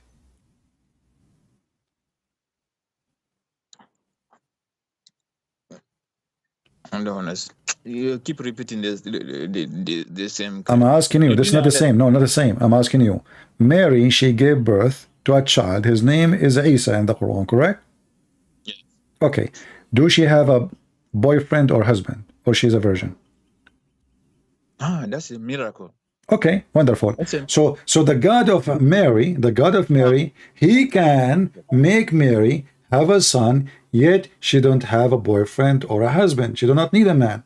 Your God cannot have a son unless he have a girlfriend. Obviously, the God of Mary, he can, and he is not the God of Muhammad, because the God of Mary, he was able to make Mary have a child, yet she don't have a man. But your God, he cannot even do it to himself.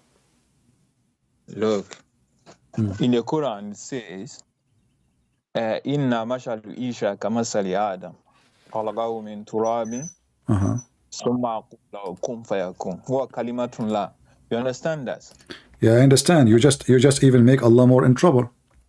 You see? How? I ask you to give me a chapter in the Quran is not stupid, and you give me stupid chapters. Chapter 3, verse number 59, proving that Islam cannot be from God. Why? Because the Quran is saying that Allah created Adam and Isa by saying be, and he was.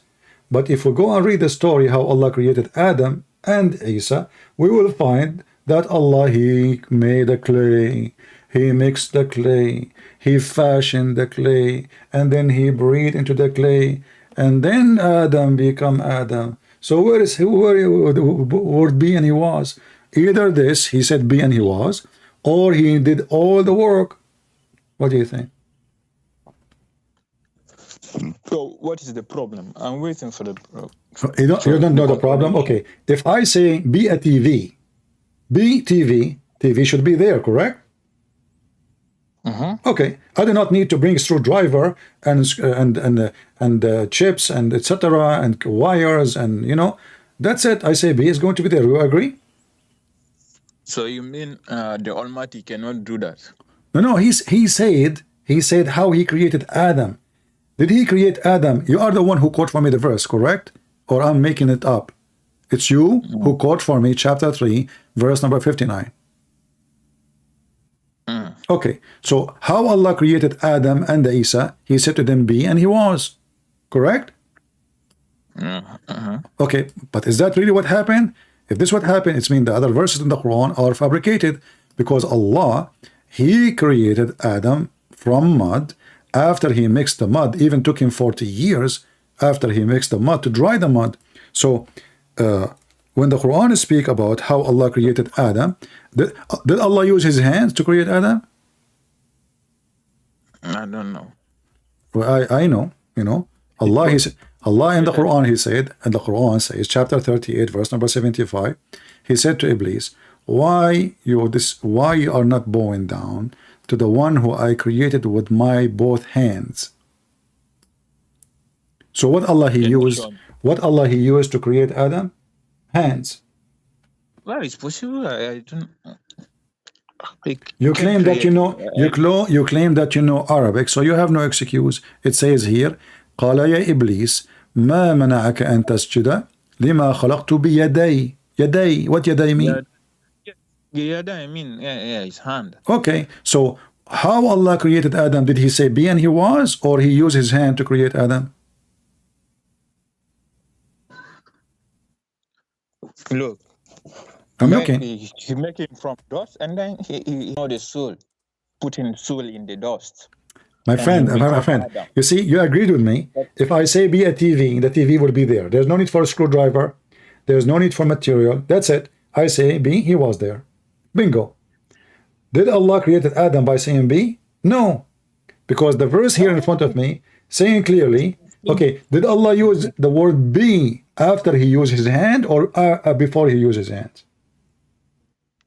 Either way, he can. No, give me the answer. Don't tell me either way, because there's a reason to ask this question. Did Allah create Adam by be before he used his hand or after he used his hands?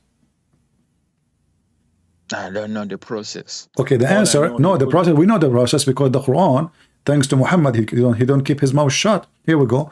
The Quran, the same chapter 38 says, and when I have fashioned him, which means the clay, and breathed into him my spirit. So number one, we made the clay. Number two, we fashioned the clay. Number three, we breathed into him. Then we said to them, prostrate for him, which means he's a person now. And then Allah said to Adam, to Shaitan, why you did not bow down to Adam, the one I created by my two hands? So how Allah created Adam? Stages. You know, the word be doesn't exist, as you see. He made a clay. You know, even in different verses says clearly what kind of a clay it is. So he made the clay. Here we go. Let's go to Quran here. And that mentioned many times in the Quran, actually, not only once. So Allah, he not only he brought a clay, he have to make a clay. Chapter 6, verse number 2. Chapter 7, verse number 12. Chapter 32, the 23, verse number 12. Chapter 32, verse number 7. Chapter 37, verse number 11. You know, I mean, all of it is speaking about how Allah created Adam. So Allah, he created Adam by mixing a clay. So this is step number 1. We made a clay. And how we make a clay? We bring dirt, water, and we mix them together. Very simple. And then after he created, he made the clay mixed together. Now the clay became nice, you know, fun to play with and to do shape. So he fashioned Adam, and he fashioned him in the shape we know. According to your prophet, he was 60 meters tall, which is very short compared to me. So Allah, he fashioned the clay now. Still Adam is not there. Adam is just the clay now. And then Allah, after he fashioned Adam, he breathed into Adam. And then when Allah, he breathed into Adam, was Adam done right away? Or took a lot of time? Oh, I don't know the process. The process, we have an answer for it. The Quran says, وَكَانَ الْإِنسَانُ عَجُولًا. The human was ever hasty. You open the interpretation, you will see that Adam, he asked Allah to finish him before the sun set. Adam was afraid that Allah is so slow and he cannot finish him before the sun set. So he asked Allah, and that's what the Prophet says, chapter 17, verse number 11. You can open right now, Ibn Kathir, Al-Qurtubi, Al-Tabari, Al-Jalalain, whatever you want. So Adam, he asked Allah to finish him before the sun set. That's mean the statement of Allah, he said to Adam, be and he was, is a fraud. Because as you see, even Adam is worried about, hey Allah, finish me before the sunset, man. Look like Allah will go blind when the sun set. And I find it very funny, Muhammad saying that, because how even Adam, he knew the sunset if he is not done yet. I mean, he did not see any sun yet, you know. I mean, the guy is just in the process of a creation.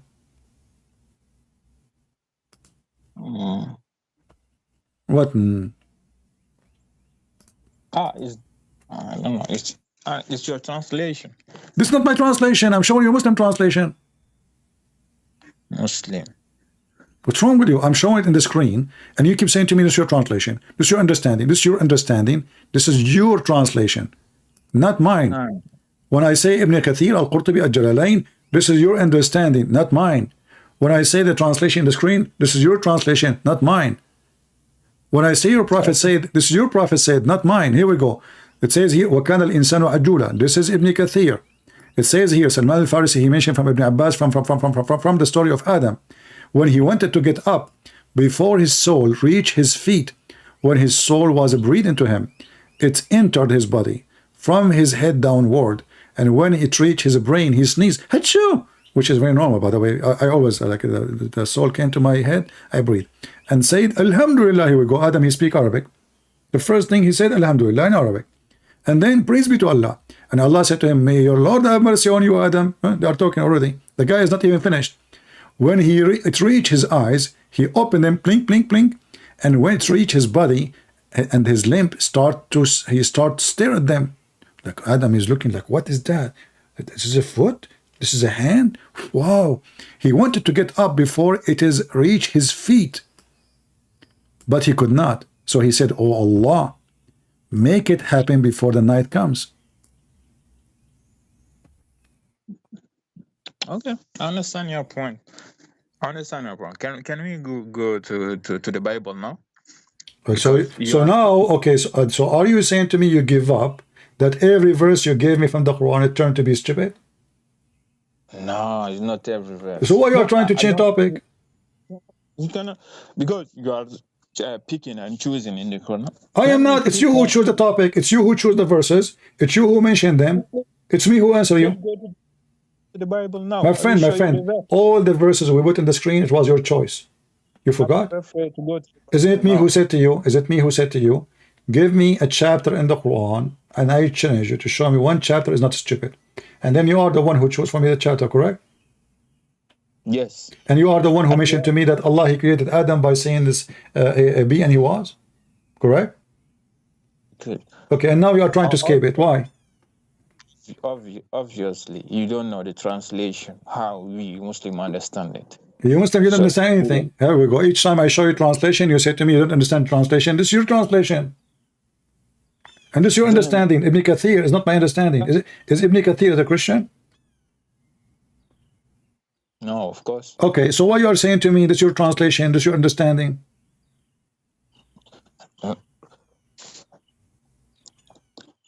That's why I told you that's Ibn Kathir understanding, and I didn't read it too much. So maybe you make a point.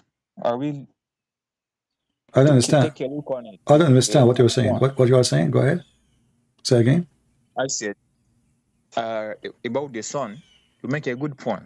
If you said Zakir Naik said it like this, you make a good point. I can find the video play for you if you want.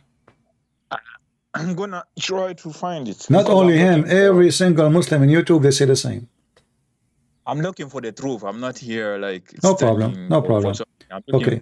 So you are saying to me, if the sun set in a muddy water, and they are saying that, they are lying then. So what is your saying? That's why I thought I will make research, see about it, but I don't agree. It doesn't make sense. Well, the whole Quran doesn't make. Okay, you know what? Hold on. You are a person who like stories make sense, correct?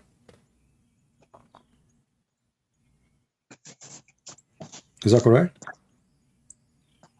Yes. Okay, so if something doesn't make if something doesn't make sense, you don't accept it. It doesn't make sense. It doesn't make sense. Even me, so that's why I'm looking for the truth. Okay, Yes. so okay, as long as you accept stories which make sense, can you give me a story in the Quran make sense? Any story. You have 114 chapter. You have 114 chapter. I challenge you to give me one story in the Quran makes sense. Every story in the Quran makes sense. Okay, choose one. No, just choose one and tell me. No, you choose one. If I choose one, you are the one who said to me you are picking up cherries. You forgot? This is why I'm challenging you. This is what I did before 5 minutes ago. I said to you, give me one chapter in the Quran. It's not stupid. You gave me one, we prove it to be stupid.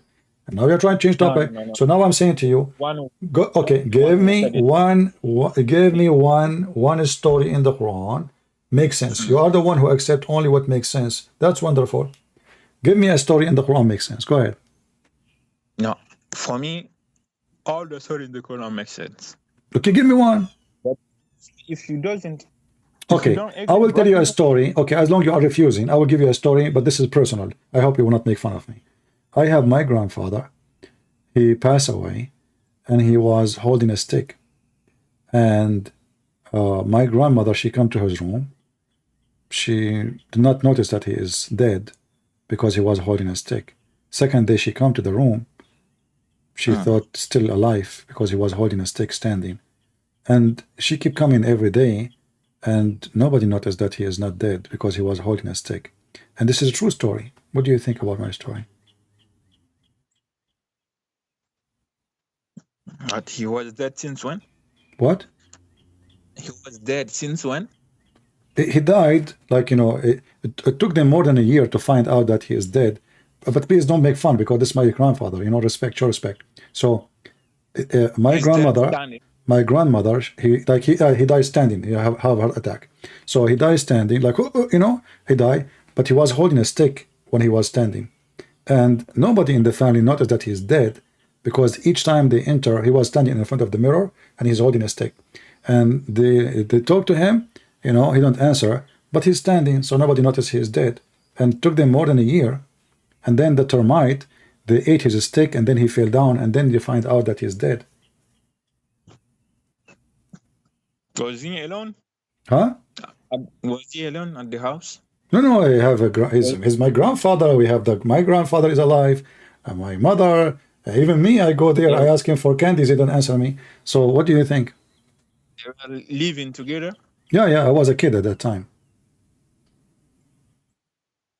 We say, hey, grandpa, you know, I shake his hand. I say to him, can you give me, candies? He don't answer. But then after a year, the termite, the ants, they ate his stick and he fell down. And then we noticed in the family, sadly, that the grandfather, our grandpa, he died a year ago. I don't know what is strange. Why is strange? Are you making fun of me now when I hurt my feeling? I don't know the true story. Why? Okay, why you are saying to me it's strange? What do you mean? If they live together, I don't know. If he was alone, it can be. But so standing, if my grandfather is alone, if my grandfather was alone, standing, holding a stick, it's normal to be standing alone for a year even after he died? does he have power or something? He have what? Does he have a power or something? Is he a prophet or something? Oh yeah, he's a prophet. You think prophet they can die standing? It's possible because why? I thought prophet in Islam are a human. No, they are human. Okay. Human. Can your prophet Muhammad die standing for a year? According to Muslims, Muhammad, when he died, he stink in less than 3 days. I can show the reference. He stink literally. So the guy is dead holding a stick. Isn't he going to decay when he's standing? Yeah, normally. But with God, you can expect everything. But remember, you are the one who said to me you believe only in stories make sense. Yes. Okay, what is make sense in this story for you? It doesn't make sense, but you are the one who said to me I accept only stories make sense. Yeah, it doesn't make sense, but it depends who is it. Like, so if the story doesn't make sense and it is about Islam, we take it. If the story about me doesn't make sense, we laugh at you, right? It's like Jesus. What about Jesus? Tell me about Jesus. What happened? Mary had Jesus. Yeah. Without husband, right? Okay, that doesn't make sense. Doesn't make sense. Why? Tell me why. We are not talking about God or something. If no. Tell me why it doesn't make sense. Explain to me why Jesus' story doesn't make sense. I want you say okay. Christian friends. My sister have a son yesterday, and she didn't see. What about it? What is the reason it doesn't make sense? What make it doesn't make sense? Because it's impossible for. Thank you very much. Okay, but hold on. Okay, let me ask you, what is the purpose in the Quran to say that Jesus have no father? What was the purpose of it?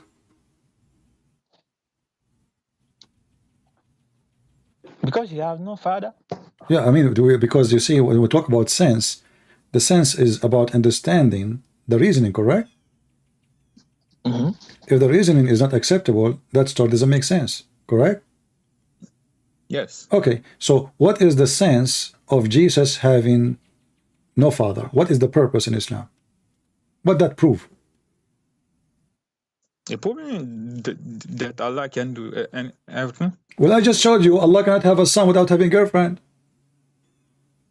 Nah, that's your understanding. You see, you keep saying to me, that's my understanding, but this is what the Quran is saying. Did you try to open the Quran and read? That was the answer for you Christians. No problem. Are you saying to me that Allah gave me an answer? What does not make sense? What? I don't understand the question. Yeah, because you are the one who said that Allah want to show what He can do, a miracle. So Allah, the one who do miracle there, He can do miracle here. So now the answer doesn't make sense because He did not convince me that He need to have a wife in order to have a son. For already supposedly He made Mary have a son without having a man. So if He can do it to Mary, can't He do it to Himself?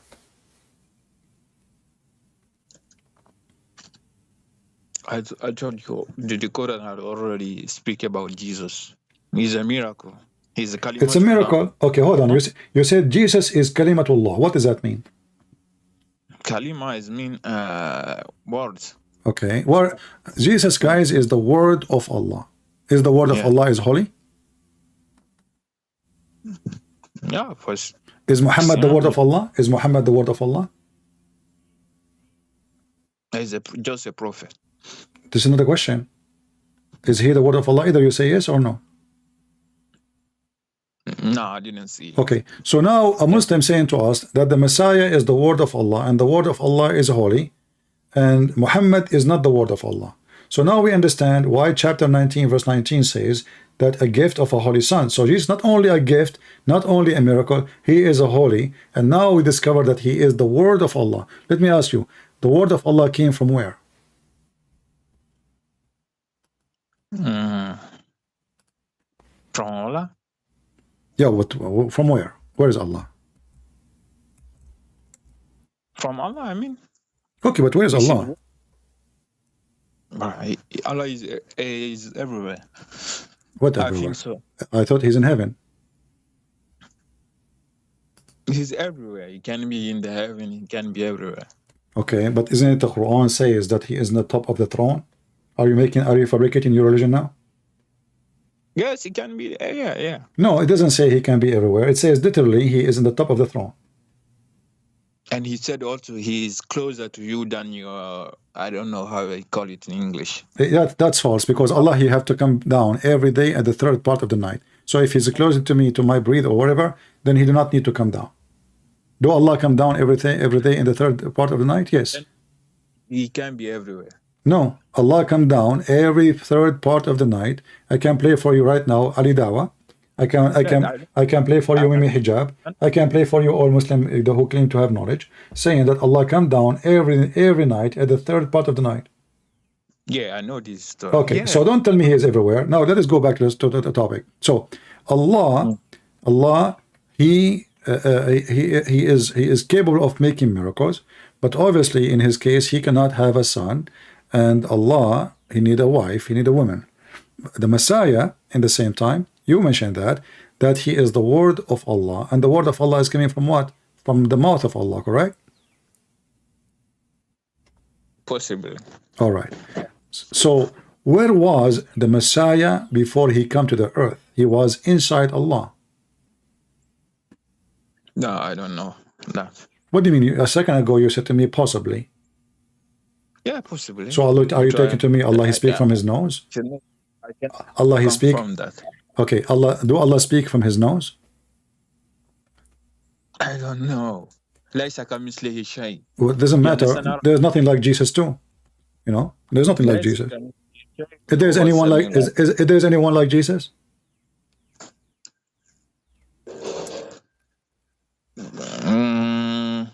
I don't think so. Okay, you see, you just proved to me that Islam is false.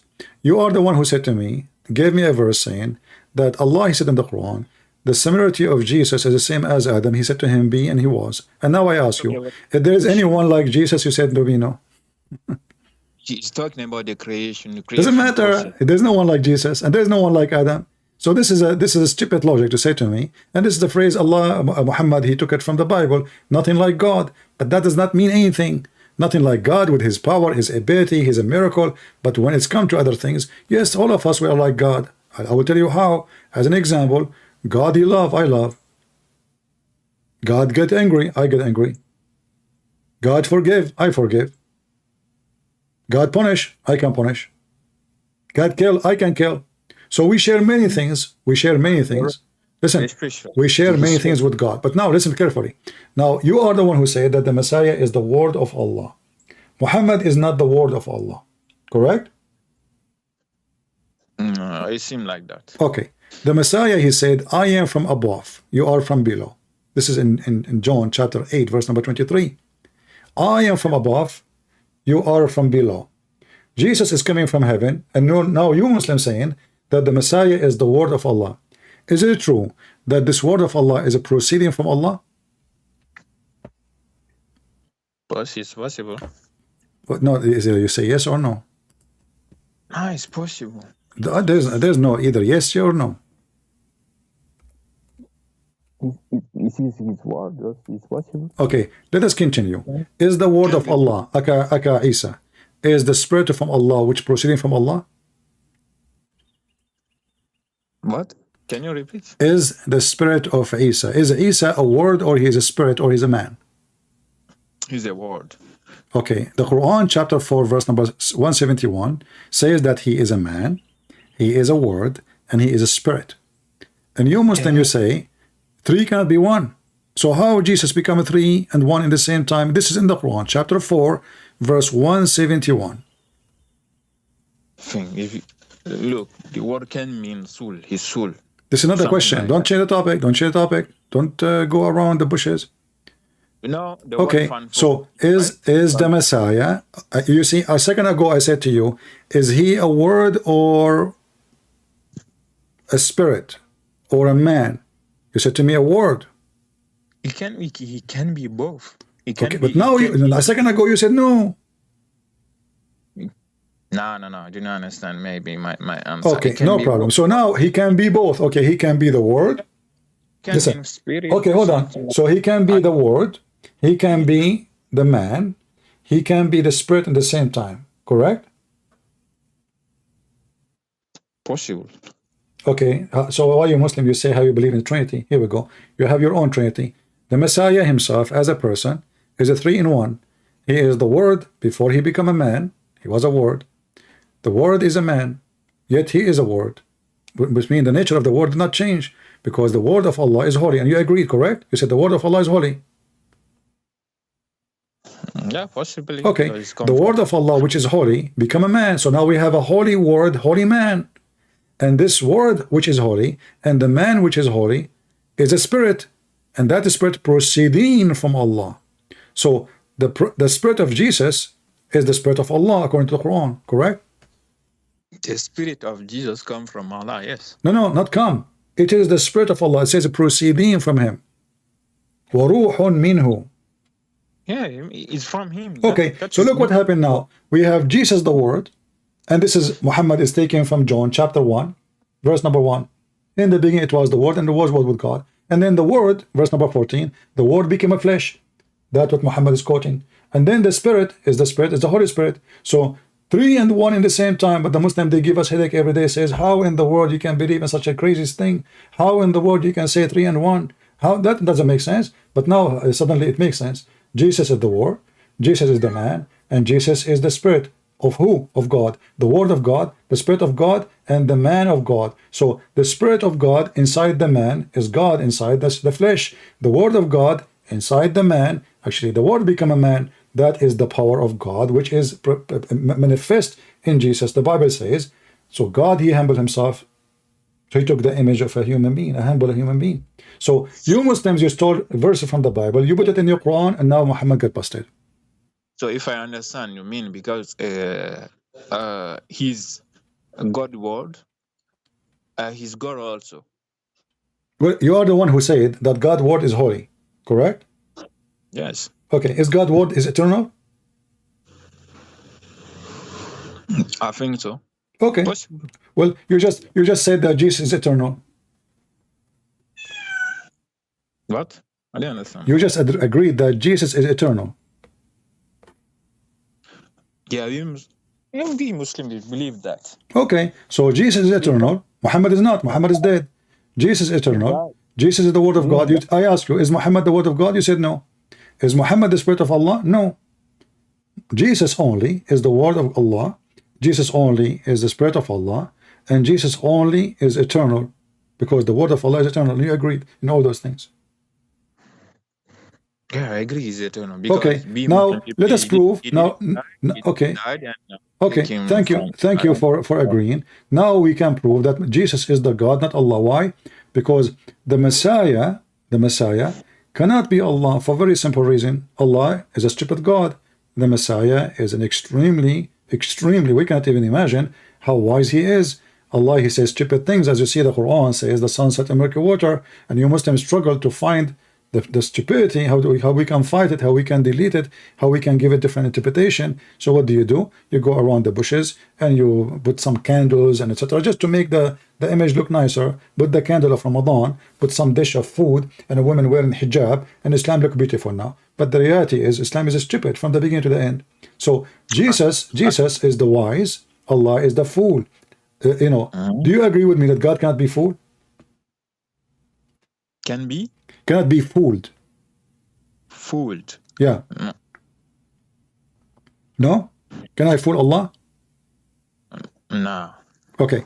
I'm going to hang up on you and I will call you after like few seconds. Is that okay? Because I want to play a video for you.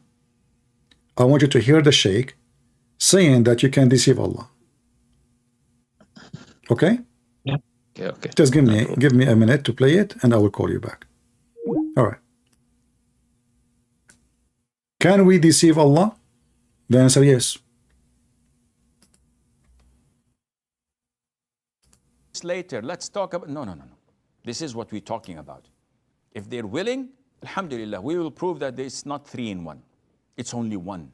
La ilaha illahu. If they don't, I don't need to talk to them. They don't have the authority, or even they have the audacity to come and speak to us about the characteristics of the characters of Allah and the attributes of Allah Azza wa Jal. This is ridiculous.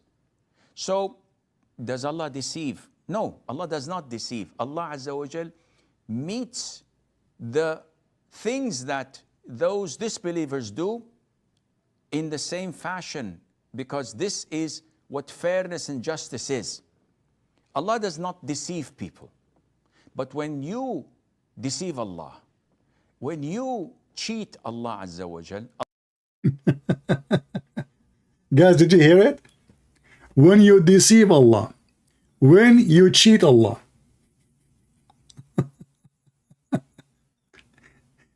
Can you deceive Jesus? Can you? What he just said? When you deceive Allah, how anyone can deceive God? Allah. When you cheat Allah Azza wa Jal, fairness and justice is. Allah does not deceive people. But when you deceive Allah, when you cheat Allah Azza wa Jal, Allah will deal with you and treat you in the same fashion you treated Him. So you deceived Allah, so now Allah decided to take revenge and He deceived you too. Hello? But now we have two lost. We have Allah is lost because the second you say He was deceived, that means Allah got lost. So Allah, He look at Himself, they made fun of me and deceived me, and I am out of the path of the straight way. I will not go to heaven now. They deceived me. So what I will do? I will deceive them because I'm Satan. This is your Sheikh. This is your Sheikh. Let me call you back.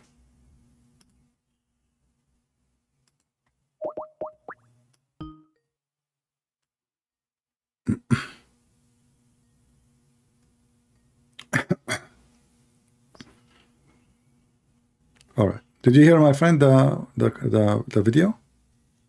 Yes. So can we deceive Allah? Yeah, I think you mean, I don't know the verse. The verse is وَيَمْكُرُونَ وَيَمْكُرُونَ اللَّهُ وَاللَّهُ خَيْرُ الْمَاكِرِينَ. Can you translate it, because you know Arabic better than me? He has the translation in front of you on the screen. Christians say that Allah has the best of deceiver. He agreed. He said Allah deceived them because they deceived Him. It was a reaction. They deceived Allah. He explained it to you. Makar is a plot of evil. Like, you do fool somebody, you deceive somebody, you lie to somebody. Yeah, that's what Allah okay said. So let me ask you all right, so can we deceive Allah? It turned to be yes, we can deceive Allah. So how Allah is Almighty God if I am a human being, simple a human being, can deceive Allah? Now you try. What do you mean try? No, He said they deceived Him. He said they deceived Him and Allah treated them unjustly, so He is deceiving them back. Yeah, it's like in the Bible. Okay, how in the Bible, how we deceive God? Go ahead. How?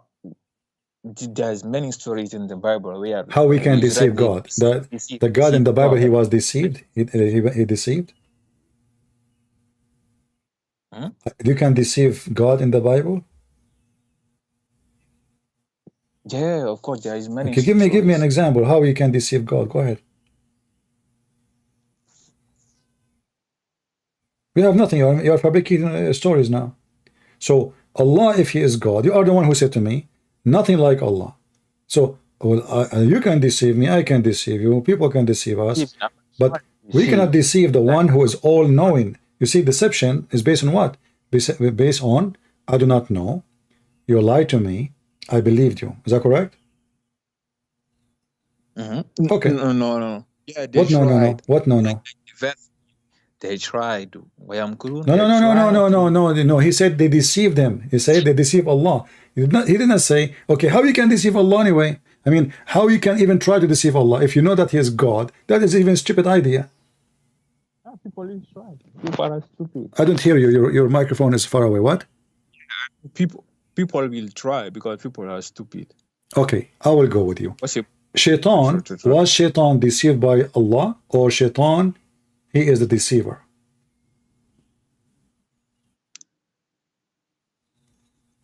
Well, what do you mean by deceiver? Because maybe now you do not know what deceiver means. So after all this talk, suddenly you do not know what deceiver means. No, I want to hear your explanation, because we don't have the we just said, if you lie to me, I believe your lie, you deceive me. Correct? Yes. Okay. Yes, that's what. So deceive is lying. Deceive simply is lying to somebody and make him believe in a lie. Do we agree? Yes. Okay. Did Allah lie to Shaitan and deceived him? No. Where did you find it? In the Quran. Do you have your Quran with you? No, Open it. Shaitan, he said to Allah, فَلَمَّا أَغْوَيْتَنِي, because you deceive me, you lie to me, I'm going to do that to them. So the Shaitan is taking revenge for Allah. He did lie to him. Chapter 7, verse number 16. Chapter 15, verse number 39. So, because you deceived me, because you mislead me, because you lied to me, you're a liar. So, we just heard the Sheikh saying, well, they deceived Allah, so Allah decided to deceive them. Exactly. So Allah is Shaitan, Allah is Satan. Here we go. This is the Quran. Read with me. Read with me in the screen, please. Chapter 15, verse number 39. Let me try to see it. It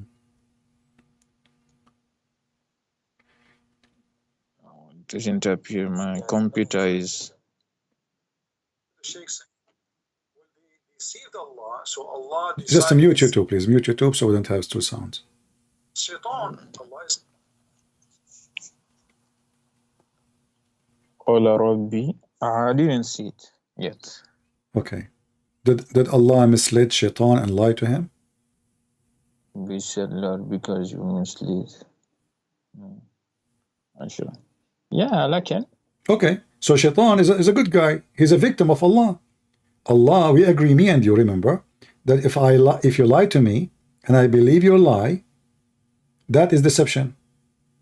So what happened? Shaitan, he be misled by Allah. Allah told Shaitan false information to mislead him. Shaitan, in return, he decide to mislead everybody. You mislead me? Okay, I will mislead everybody. The verse in front of you. And he made an agreement with Allah, and Allah agreed. He said, okay, go ahead.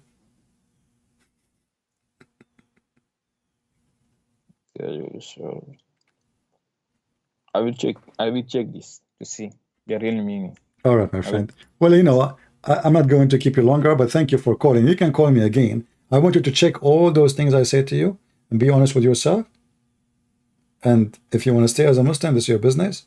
But as you see, Islam is a stupid religion, because we just found out that Shaitan himself is a victim of Allah. Even Christian, we find something very disturbing. No, you cannot find anything very disturbing. Hold on. You find things very disturbing for the Christian, correct? Like what? Having sex with babies? Look. No, then tell me, I mean, disturbing. What disturbing? Having sex with babies, like Muhammad having a child wife, or maybe the Prophet asking the hand of an infant. Infant. Obviously, you are afraid. Huh? You are afraid. You don't want me to read it? Two verses. To read what? Verse. It's Deuteronomy 25, 11. You can't kill a woman if she seizes a man's private part without his permission. Deuteronomy. What? Read the verse for me. Okay. Is Deuteronomy 25, 11, okay. 1. Okay. Okay. You can't kill a woman if she seizes a man's private parts without his permission. Deuteronomy. If she sees or she... Two men are fighting, and the wife of one of them come to rescue her husband from his assailant, and she reaches out and seizes him by his private part, you shall cut off her hand, show her no pity. Okay, let me. So I will go with you. Yeah, this is the law of the land. This is Musa, the prophet of God. Listen. First of all, I want to ask you, if I'm fighting with you, is it okay for you if your wife, she hold my penis? But if because that you kill her, you show her no, I'm asking you, is it okay for a Muslim woman? Is it okay for a Muslim woman? She joined her husband, you are fighting with me, and now she is holding my penis. Is that okay? It's not okay, but why? No, because I want to know the penalty. No, hold on. The penalty, because you're a foolish person now. Listen. Let me explain. You asked me the question. You said to me, I'm afraid. You asked me the question already. You don't want to answer? Do you want to answer, or you want to keep talking? I think you're deflecting, bro. Okay, you can say whatever you want. Let me answer you. So, because now she will take control of him, because this is a very sensitive part. This is not a fair fight. The guy will end killing the other guy because she become a filthy woman. So the women's involvement should not be there at all. This is not a fair fight no more. Secondly, it's a sexual part. A decent woman, she should not put her hand there. And Muslim women, they don't have a problem, obviously, to grab the penis of a strange man, because your prophet, he allowed you to do... Hold on. Your prophet, he allowed you to do muta. Your prophet allowed you to do muta. You see, for me, I don't see any problem there, because this is not a fair fight. You see, even in the West, even in Europe in the old days, when there's two men, they want to fight, nobody involved. Two men, they are fighting, everybody watch, and there's a judge. So if somebody join, he is betraying, he is not decent, he have no decency. So when the women, she join in such a fight, she's being filthy. She's not even holding the hand of the guy. She's not holding his... There's many things you can hold.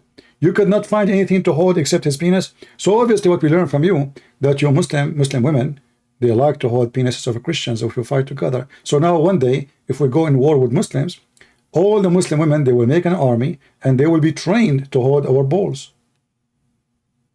Just one. What? Just another. Okay, because you are deflecting. Look, what he said here. Exodus 21, 7, 8. Sex slavery condom. When a man sells his daughter as a slave... Why you change topic now? Why you change the topic? Why you jump from the first one to the second one?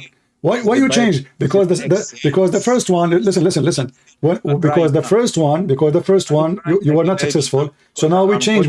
What is your answer? What is your answer? It's stupid, because your answer was stupid. Okay, hold on. So now, so it's a stupid. If it's a stupid. So you Muslim women, just say clearly, my friend. Just say clearly. We as Muslims, we have no problem if our Muslim wife, she grab your penis. Say it. I will not kill my wife because she grabbed. It's not you who clean her. It's not you who clean her. It's not you who clean her. You know. I'm asking you. Are you okay if your wife, she grabbed my penis when I'm fighting with you? Say yes. So you will cut your wife. I am saying say yes. See, because the Jews are very conservative, not like you Muslims. You do breastfeeding for adult. So this is a big problem. What kind of a woman she would do that? This is very filthy. So because you are a low class like your prophet, you accept that, no problem. Is it true that? Is it true? Is it true? Is it true? Okay, listen. Okay, you are talking about. Okay. The men are. If she does not please the man, what? Who bought her, she may allow her to board back. But Okay, the slavery you are talking about, a man he can, hold on, a man he can sell himself, a man, let me answer you, a man he can sell himself, he can sell his daughter, but this is 7 years of slavery. She is not a slave for sex, she is a servant. In the old days, they rent themselves as servants, not as sex slaves. Listen, yeah, and the max is 7 years. So I own your money. You cannot, I cannot pay you back. I say to you, this is the last offer I give you. If you say no, you cannot ask me for the debt. So I say to you, I am going to sell myself to you for the coming 3 years, equal to the money I should pay you back. Then you work for him as a slave for the coming 3 years. This is what the verse is saying. No. It's not up to you. I mean, it's there. Man sells his daughter as a slave. Yes, the same. His daughter, his wife, himself, doesn't matter. The whole family can be. The whole family, they can be sold. You see, you are just being an idiot. Let me ask you. So are you against slavery or support slavery? Well, that's a stupid question. Who will? No, don't move. Why you are opening a topic? You don't want to talk about it anymore. You said to me you are scared. I answered you. I'm asking you now. Are you against slavery or you support slavery? Of course, I'm against slavery. So, did your prophet own black slaves? And you are an African. A black slave. Yeah. Did your prophet own black slaves? Not only one. I didn't see any. If you can show me. You are saying to me that you do not know that your prophet he owned many slaves. No. Do you swear by Allah that you never heard that before? That's what I'm telling you. No, swear by Allah that you never heard that your prophet he owned slaves. Yes. If you can show me, I can look at. No. I want you to swear because I cannot believe that a grown man who he claimed he speak Arabic, he never heard that his prophet he owned slaves and African slaves too. I speak a little bit. It's not like you. I'm not. It's not my native language. I just learn it. I don't care about knowledge. We are not talking about language now. We are talking about. Do you know? You heard before that your prophet he owned slaves.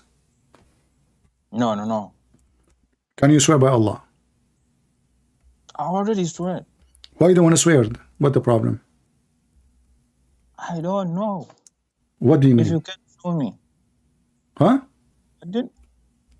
What? Can you show me where is it? No. Why you don't swear? I never heard that Muhammad he have slaves. Why you don't swear? Yes, I heard. Huh? How do you want me to swear? You swear, say I swear by Allah. I never heard that Muhammad. I never heard that Muhammad he have slaves. Yeah, Bilal, I never heard. You never heard. Okay, now? Okay, have you ever heard of Bilal before? Bilal is a slave, but he was not. He was not what? The prophet's slave. Oh, so he was in the house of Muhammad washing dishes all the time for what? You are mixing everything. He was the slave of who? Hold on. He was the slave of who? Well, you are the scholar. Tell me who. He is a slave of who? You tell me. You are the one who gave me the answer. You said he was not a slave of the prophet. Yes, of course. Okay, so he was a slave. He was a slave of who? So he was a slave. Okay, so he was a slave. Slave to who?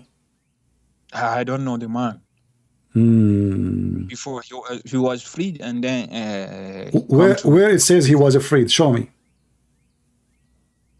That the Sirah. I don't know exactly. My friend, let me get you busted. Here we go. Bilal, he asked Abu Bakr. Abu Bakr, he gave Bilal as a gift slave to Muhammad. So Bilal is a gift from Abu Bakr. He bought by Abu Bakr. He gave him to Muhammad, and Muhammad always received him as his own gift, which is slaves. So Muhammad was the master, but slave was the owner. So he said to him, if you bought me for the sake of Allah, then free me for the sake of Allah. Is that correct? If you bought me for yourself, then keep me for yourself. Is that correct? Where is it? Okay, and now you will say to me it's fabricated. No, if it's truth, I will check it. You are giving me some information I didn't know. I'm not gonna lie. All right. If it's true, I will tell you it's true. I will check it. Okay. If he said Sahih, it's not. Maybe it's true. All right. If it's true, I will okay, hold on. You said to me if it's Sahih al-Isnad, you said to me if it's Sahih al-Isnad, you accept it, correct? I said I saw it. It's written there, Sahih al-Isnad. Okay, here we go. But how come when I showed you this hadith here, you said to me this is not true, fabricated? Here we go. It says Sahih al-Isnad.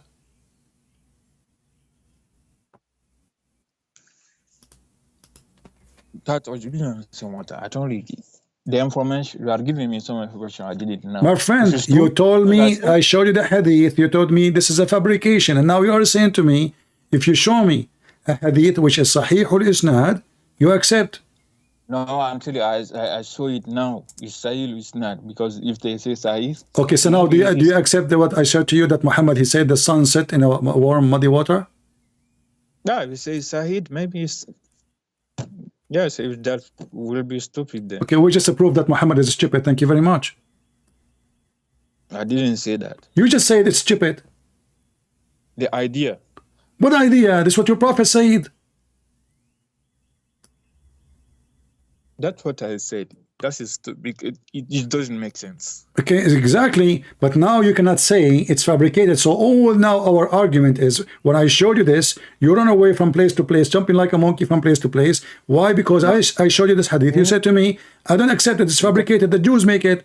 And now you made a mistake.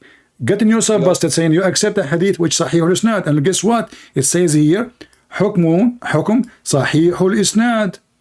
Yeah, I said if so, and now you said if this is true, this is stupid.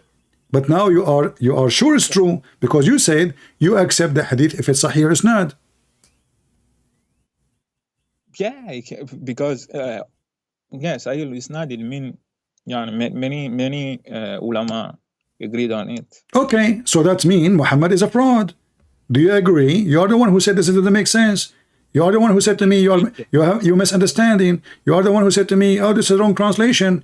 You are the one who said to me, this is made by the Jews. And now it turned to be that this is what all the scholars agree upon, and it's true. It's Sahih or it's not. It didn't make sense. Why you are saying your prophet does not make sense? Are you insulting him, saying he's stupid? I'm not saying my prophet. Well, you just said his words. You just said his word does not make sense. So now you are standing in front of your prophet saying to him, hey Muhammad, whatever you are saying, it doesn't make sense. No. You did. Yes, you did. Sense. You agreed that this is a correct story now. You cannot say I can deny it. The story of the Jews made it, you came with it in the beginning. It been destroyed in 2 seconds. And now we have a clear evidence, authentic, approved by you, that Muhammad, he said this. And you agreed that this does not make sense. Yeah, of course. That's my answer. What's your answer? Your answer mean what? Your answer mean Muhammad is a false prophet. The story doesn't make sense. The story of Muhammad does not make sense. Thank you very much. And that's why we are saying Muhammad is a false prophet. So when you say the story of Muhammad, make it clear. The story of my prophet Muhammad does not make sense. Obviously, he is a liar.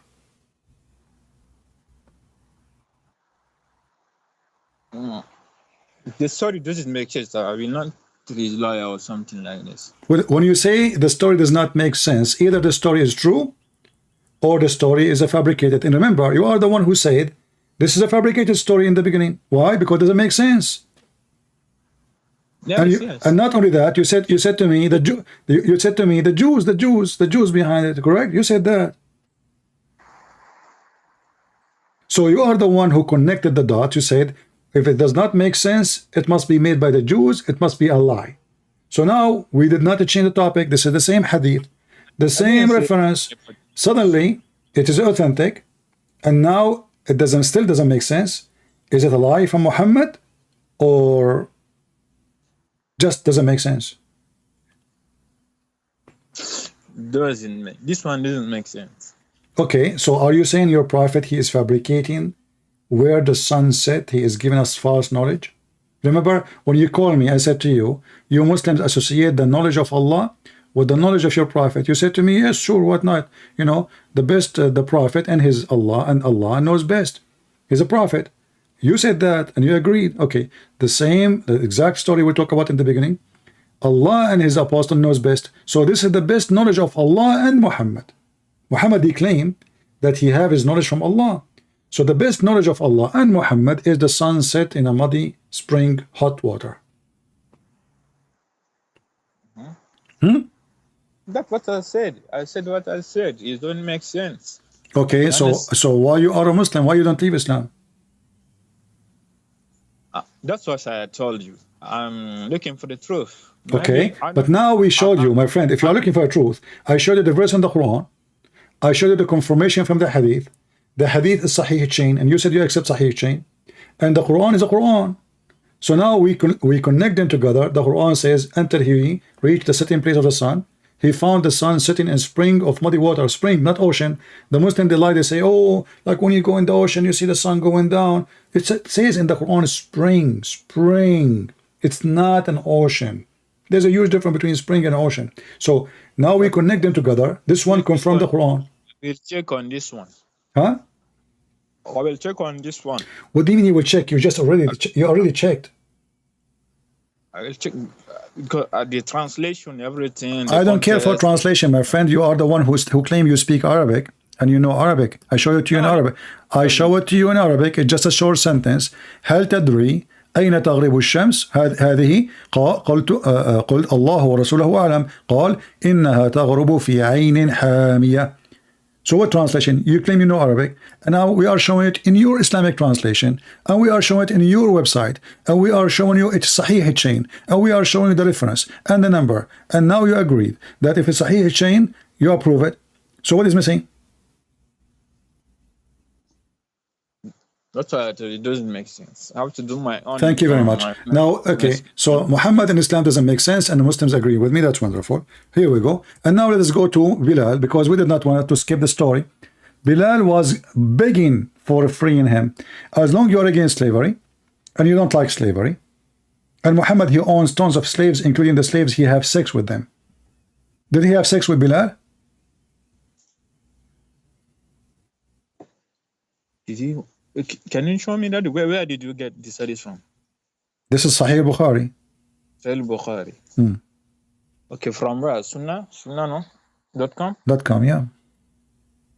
Can you show me the hadith? I'm showing you on the screen. Bilal said to Abu Bakr, if you have bought me for yourself, then keep me for yourself.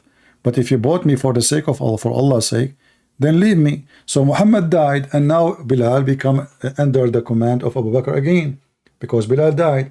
Muhammad died. So now Bilal coming to Abu Bakr, please, let me go, man. I spent my life serving Muhammad. You promised me, the prophet, you will go to heaven, Bilal, but I still a slave. So why your prophet he have a black slave?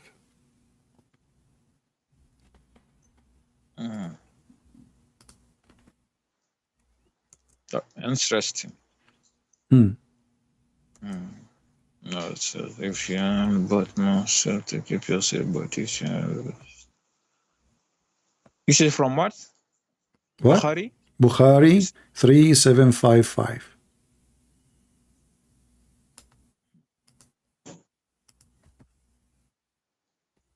It's interesting to see. Okay, let me ask you. Did Muhammad made fun of the black people, how they look like? No, I didn't have the information. Okay, I will share the information with you.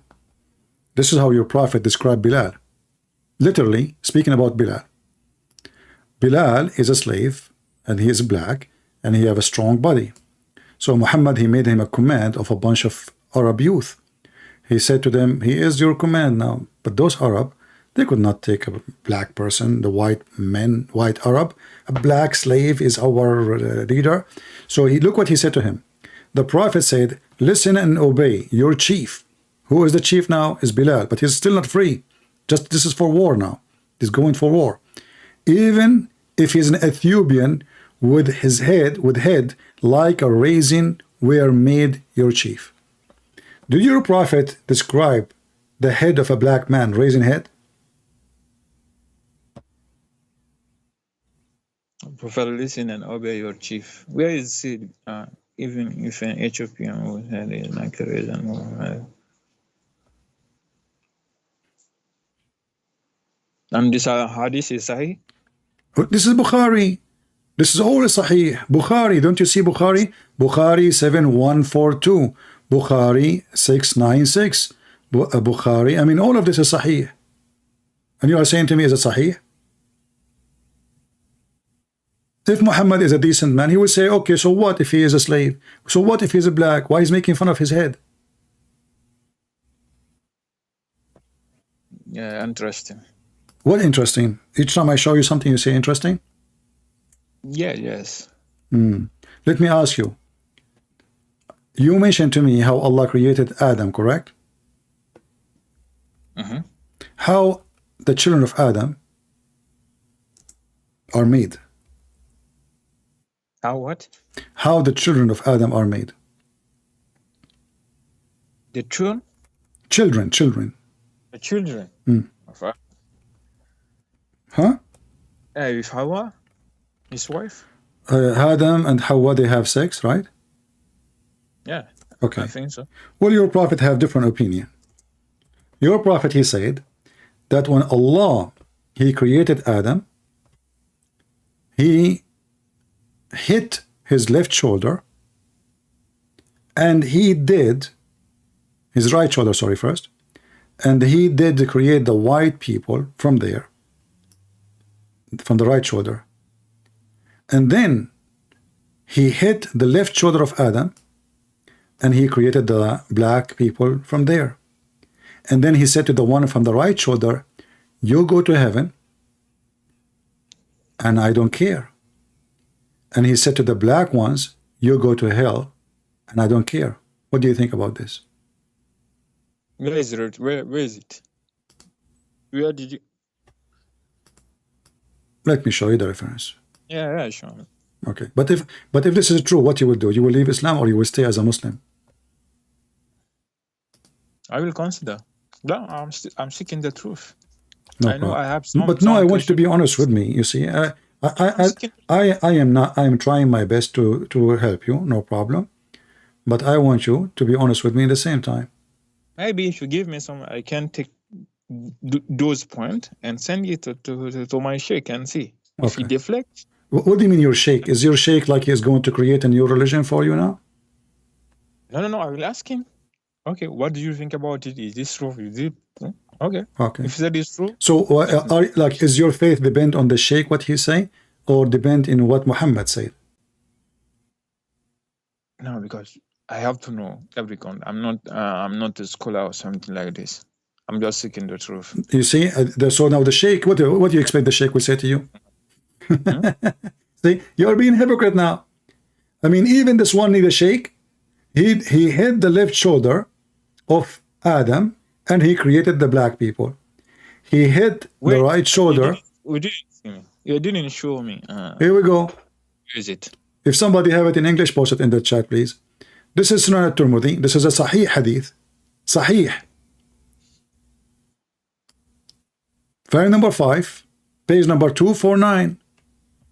Where? Which book? At-Tirmidhi. Sunan al-Tirmidhi. Volume number 5, it's on the screen, page number 249, and you claim that you speak Arabic. No, yeah. Okay. I use my because I'm talking with my phone. I'm using it says my here, computer. Maybe. إن الله خلق آدم ثم مسح ظهره بيمينه فأخرج منه ذرية, etc. And he continues saying. Let me try to find you the English version. Hold on. 240. Just give me a second. Hold on. I want to find the English one, and I will give you the reference more. Yeah, because I'm writing it down. Interesting.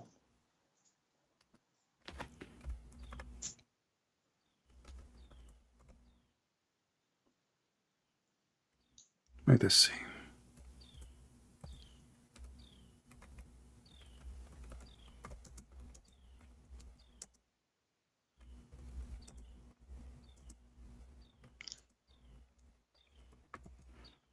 So according to the hadith, Allah created the black people to go to hell from the beginning, and He created the white people to go to heaven from the beginning. And this was a destiny. So let us see. I don't know why I'm not seeing it. Did you have it in give this me way? give me a second, please. Give me a second. I will show you the Islamic translation.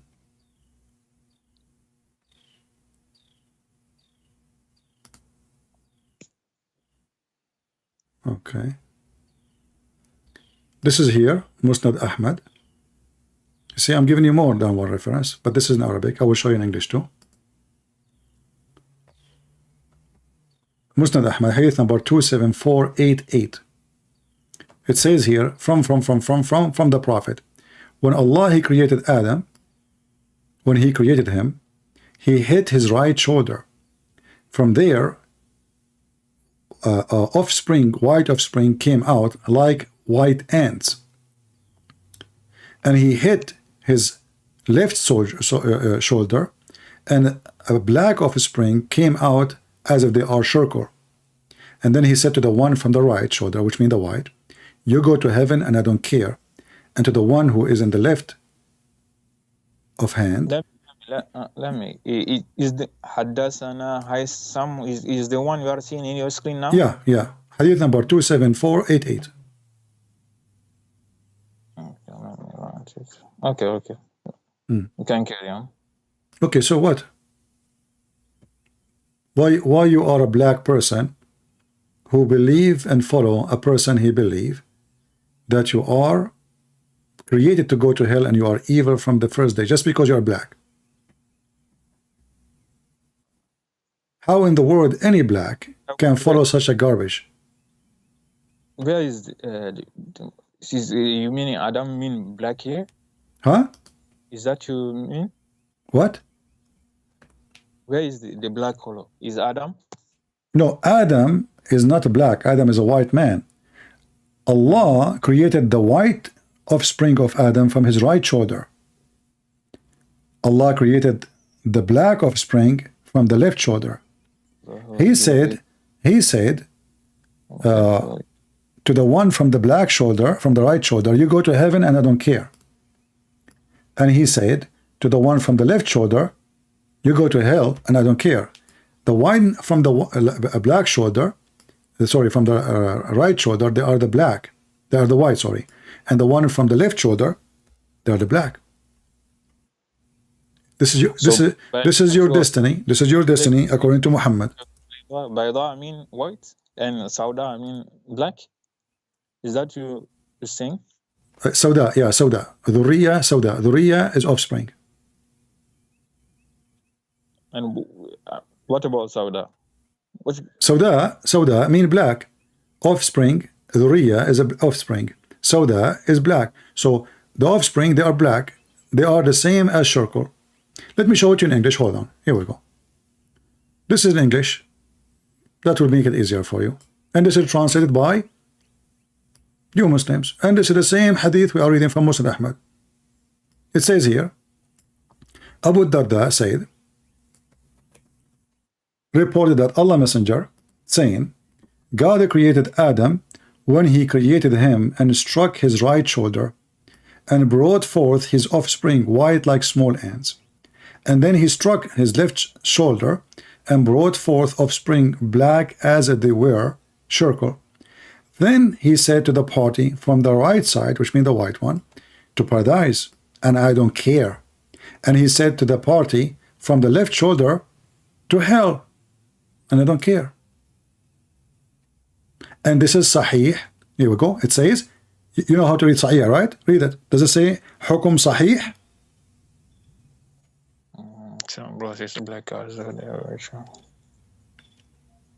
Okay. Does it say Sahih or I'm lying?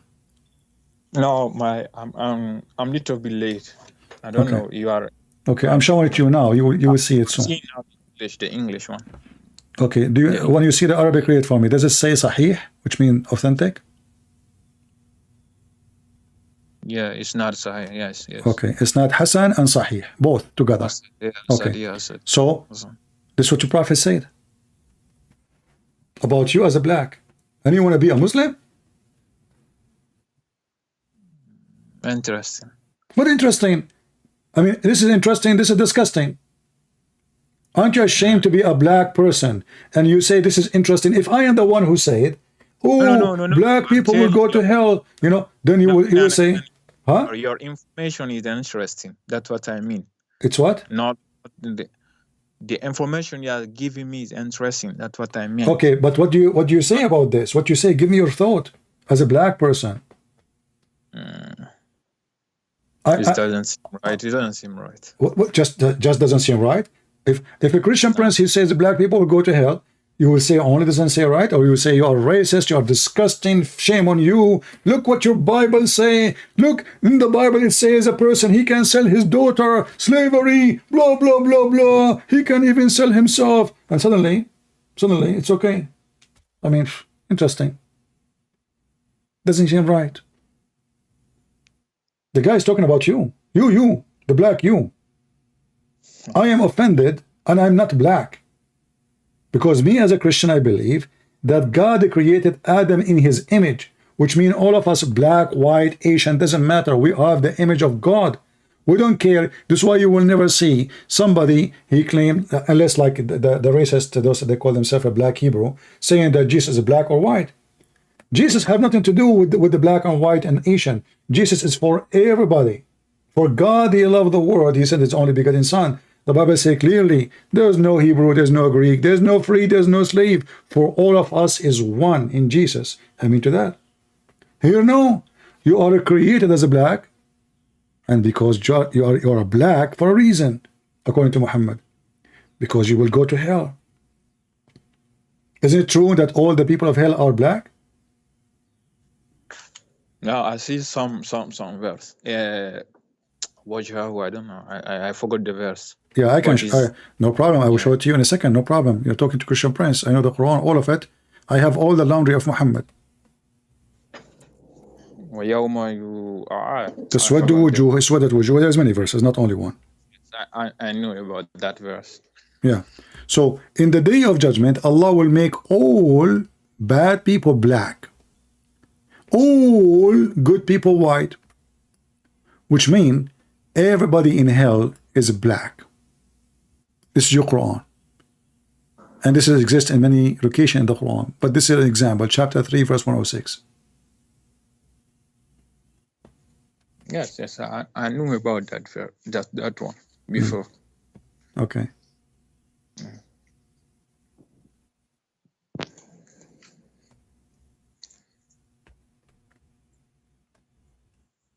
And even look, there's some Christian, they are helping you in the chat. I don't know if you can see the chat.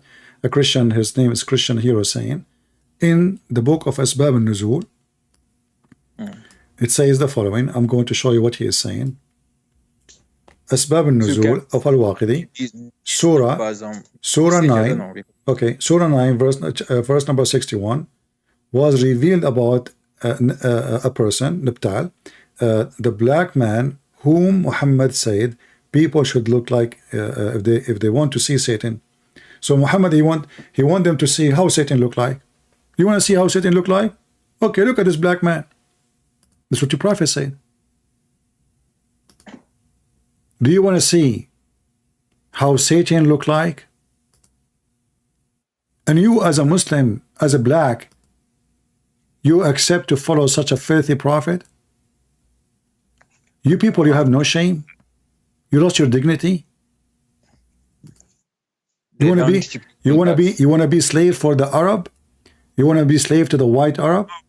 You know what we are taught in Islam. إنما أكرمكم عند الله أتقاكم. You understand that? You see, you are the one who said to me, you accept what is authentic, right? Yes. Okay. Yes. So أكرمكم عند الله أتقاكم. So how that work? So the best of you is the one who. That's what they teach us in their madrasa or something. Okay, my friend, nobody will tell you that there. Okay, Ask any black Muslim if they know maybe about that. I don't know. I know, Because I agree with you, my friend. Myself, I have I'm not my scholar. friend. I'm not like you. I don't have the knowledge you have. My friend, no problem. Mr. I don't know what's your name. What's your name, by the way? It's Lalianki. Liliank? Okay. Myself, I have a degree in Islamic law. I never learned any of this. Teacher don't teach us this. They don't show us the garbage of Muhammad. That's what I tell you. They tell you about Rahma, brotherhood, something. Okay. I know the Arabic. But now you know. Listen, Lilank, my friend. Now you know. Now you know. Do you have any excuse to say I do not know and I'm going to stay a Muslim? Be honest with me. Now you know, and this is authentic. No, that's not the right. I'm on my way. I'm on my way. It was good talking to you, but I know also maybe if I didn't go to some, I will stay. I will stay like this because it doesn't make sense at me. The religion now. Everywhere you go is the same thing. You have some bullshit. So now you agree that Islam is full of bullshit. But look at this. You know, any religion, I think. No, my friend, no. You see, religion, maybe with Christ there's no religion. Christianity is not a religion. In Christ, you are a child of God. It doesn't matter if you are black, or white, or Asian. If you have a big nose, if you have a small nose, if you have a big eyes, small eyes. That's why you will see nowhere in the Bible describing how Jesus even looked like, because we don't care how he looked like. We don't care. In the Old Testament? Huh? Will the Old Testament, do you believe? Why we will not believe? Because there is so many strange things I read about from this book.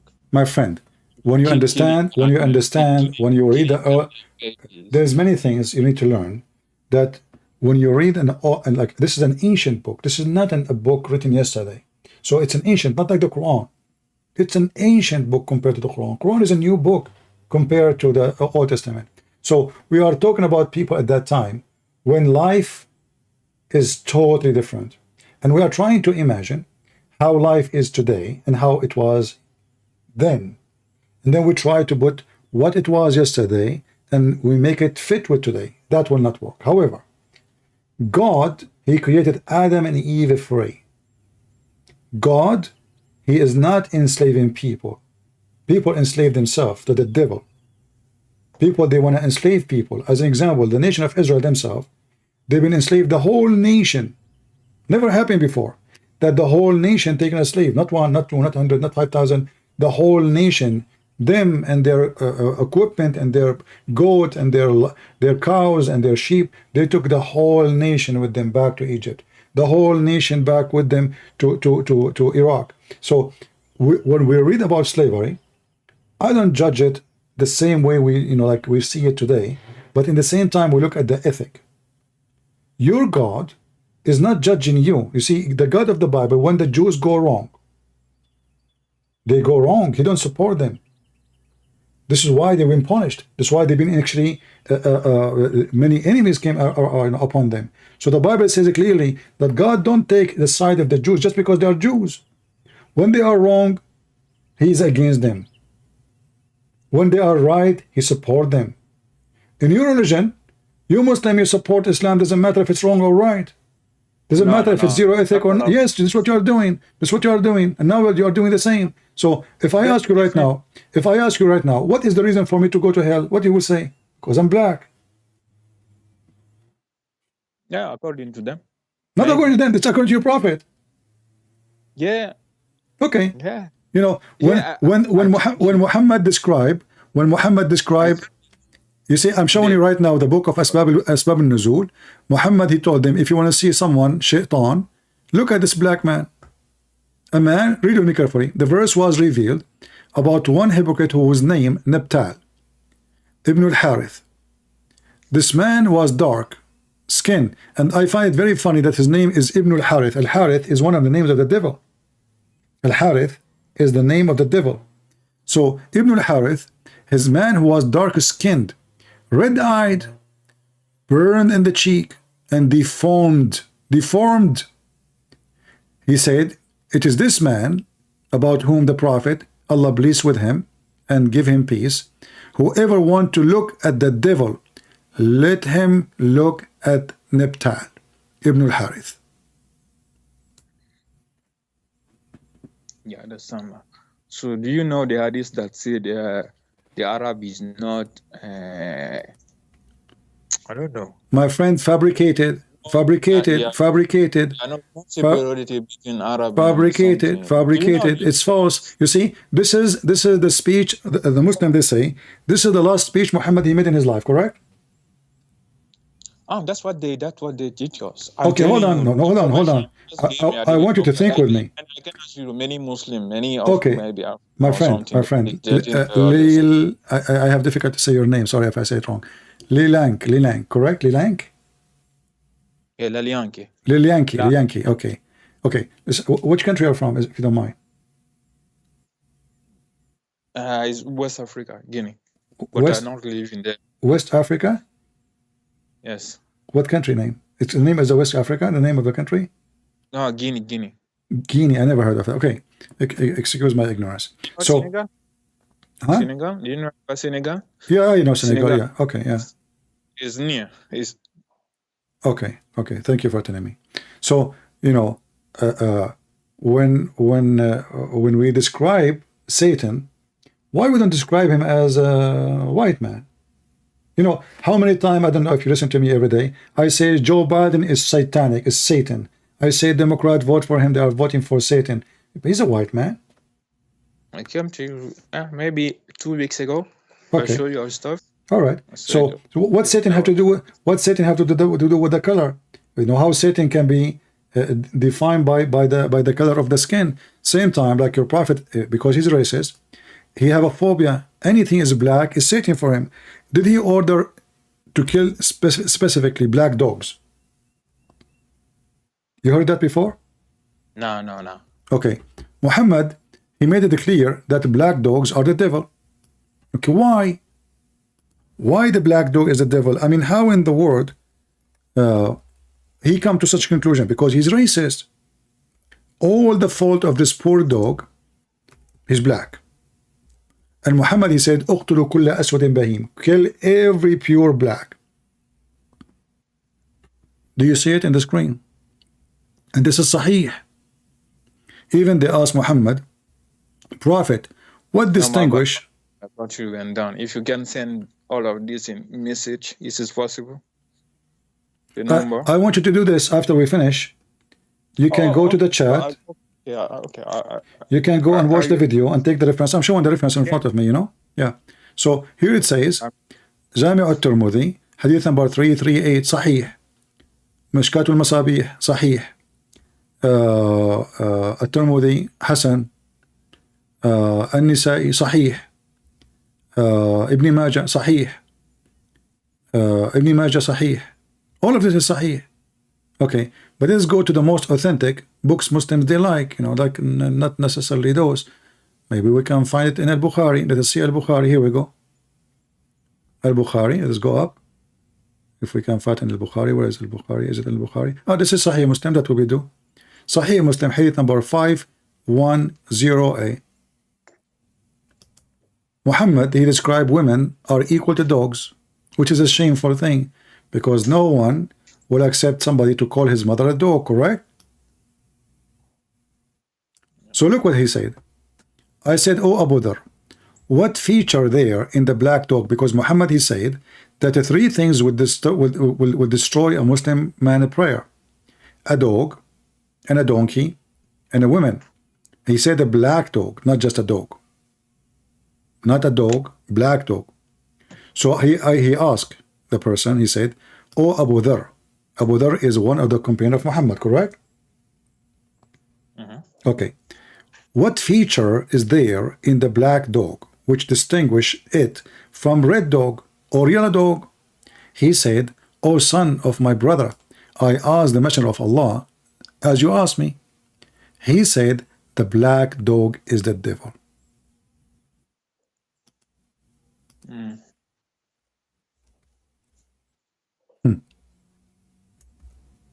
Yeah. interesting, man. My friend, if I am you, I will leave Islam immediately. This is disgusting. And this is not, I mean, this is not even fair. I mean, even animals, dog, he's just a stupid dog. The black dog now is the devil? Why? What he did? No, that does not make sense. Let me introduce for you, ladies and gentlemen, Mr. Satan. This is Satan by himself in front of us. I mean, isn't it obvious that he is Satan? What's wrong with you? Why you cannot see it? Look at him. Muhammad, finally, he found us how we can find Satan. He's a black dog. Yeah. That's...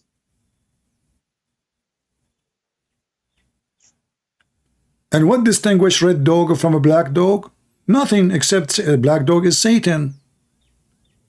I mean, who in the world want to believe in such a garbage? Unless he worship garbage. Doesn't make sense.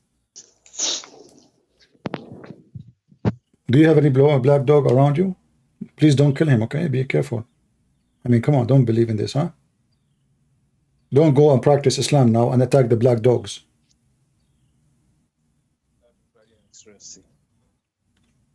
I know that you are shocked with what you learned. I wonder what this guy will say, because I brought this to him. Wonder if he will deflect or something. You wonder what? I wonder what he gonna tell me.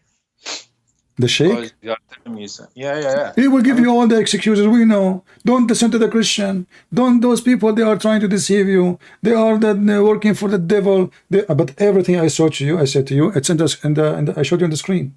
Is that correct? Yes. And you know, if the Muslim scholars, they have it and nobody complained, did you ask yourself, why the white Arab? And they are the one who filtered the hadith. Remember, even Ibn Ishaq, he said that everything is not suitable about the Prophet. We took it off. We took it off. So they left only what is good, which means this is after filtering all the garbage of Muhammad. And this is the good.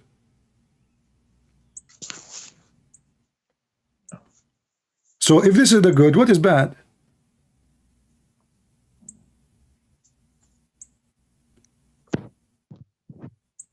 If I am you, I will denounce Islam immediately.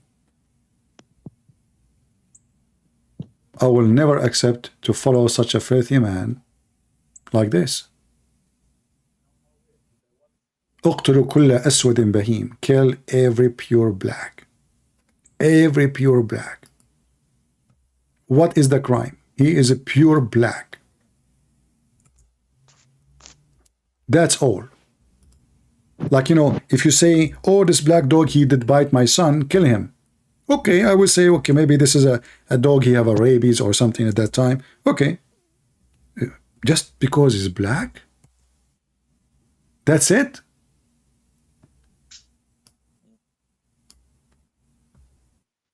The Messenger of Allah said, if it's not where that dogs were part of nation among the nations, then I would order to kill all of them to be killed.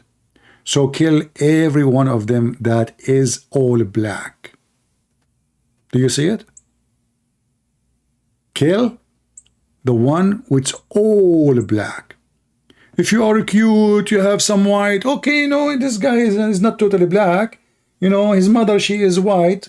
So his father maybe is like, you know, Spaniel, say senor. So let him live, you know, he's fine. But if he is a pure black, oh man, this is black.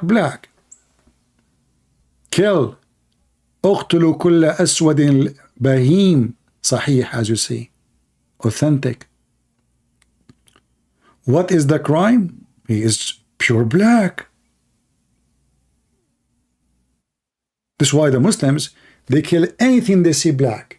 Cat, black raven, anything black. A Muslim, if you see a black chicken, a chicken is totally black, oh no. You will not find in the Middle East somebody have a black chicken. This is the devil.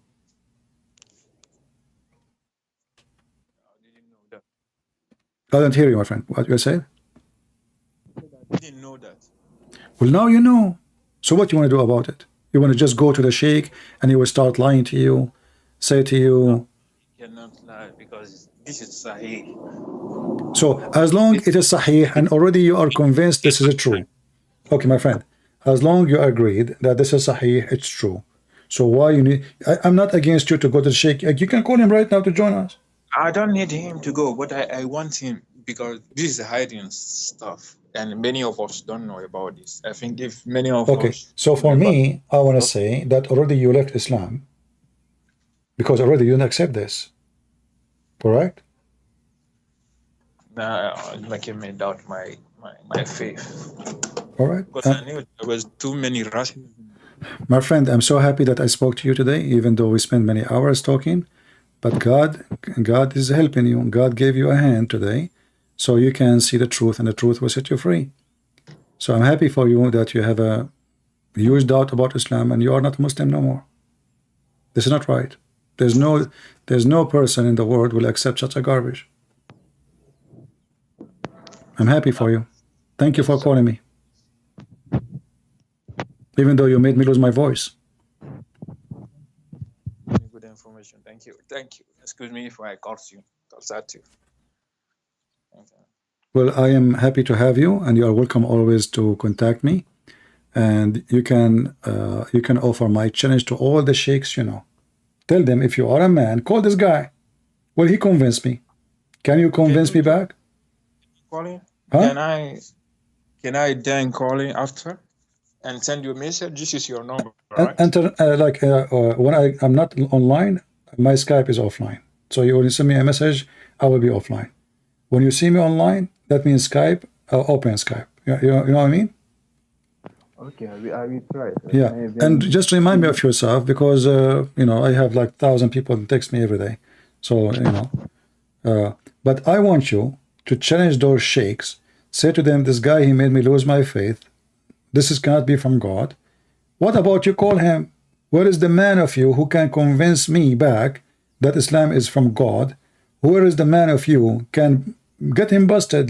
This guy is making thousands and thousands and thousands of Muslims leave Islam. Where are you, the sheikhs? And if they don't want to debate me, good idea. Huh? Because they have more knowledge than me. That's a good idea. They don't have knowledge. Trust me, they are potatoes. You see, those are making money. Nobody have knowledge about Islam because even the sheikhs, they are just copy-paste. What knowledge? This is the knowledge. It's in the books. And the knowledge there is scary. What knowledge? And I never spoke to a Muslim who claimed to be a sheikh with beard and he knew even what he's talking about. And this is what I'm saying to you. I want you to challenge them just to show you. You just sit and watch. Just to bring the guy to me. Don't tell him Christian Prince. Tell him there's a guy. Because if you tell them a Christian Prince, they will search me and they will get intimidated. Don't tell them he's an Arab. Don't tell them he speaks Arabic. Don't tell them anything. Tell them there's a guy. He is causing us to leave Islam. Who of you will stand for the sake of Allah? And Allah will reward him by debating him. Get him busted. And let us see. And you sit watch. Okay. I will do it. Hopefully he will come and... All right, my friend. Thank you very much for calling. We pray that I ask all the Christians here to pray for our friend here, Lilianki, to stay away from Islam forever. And we pray too that he will see the truth and he will read the gospel and he will accept the Messiah as his Lord and Savior as soon as he study it very well and learn about it very well. Things will be clear, the same as today we made it clear for him that Islam is satanic.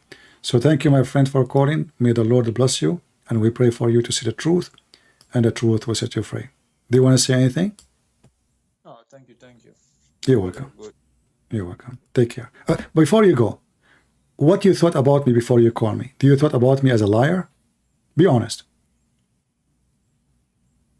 Something like this. Okay. So you have like a bad image about me. Yes, of course. Yeah. And what do you think now? You are knowledgeable. Even though I don't about the Bible stuff, I didn't agree, but what you told me about the hadiths, the Quranic verses. Was I truthful? Was I truthful with you? Am I truthful with you? So about the Quran and the hadiths and something. That's why it will be good to make them call you. All right. Have a debate. As they claim they have knowledge, because I think that's. All right. Well, we are happy for you and thank you again for calling, and God bless you. Take care.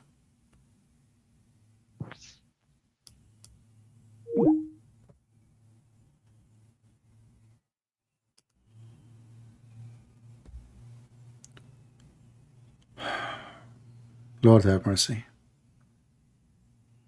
You know, like you get headache from screaming, shouting, showing reference. And this is what I feel now, actually. I have a headache. But the reward is priceless. All the headache, all the, you know, like, you know, it's, you know, like when you go live, I mean, you don't know what people will bring on you, throw at you. And you have to be ready mentally, spiritually. You have to be same time able to convince, be patient. You know, many things take a lot of effort. It's very tiring. But isn't it beautiful at the end? I will go right now, make some tea, some coffee, relax. And I'm very grateful for the Lord that He sent me this young gentleman from West of Africa. He mentioned the name, I forgot. Excuse me, the name is strange for me, the country. He said the close, you know. But isn't it amazing feeling, all of us we enjoy, that the person he called me to prove me to be a liar. And by proving me a liar, he's trying to prove all Christians to be liars. And then it ends in a scenario he was not expecting himself. He was struggling himself, trying his best to defend, trying himself to find a solution, going around as much as he can, but at the end he could not keep going. He had to give up. Guinea. Yeah, I will search this country.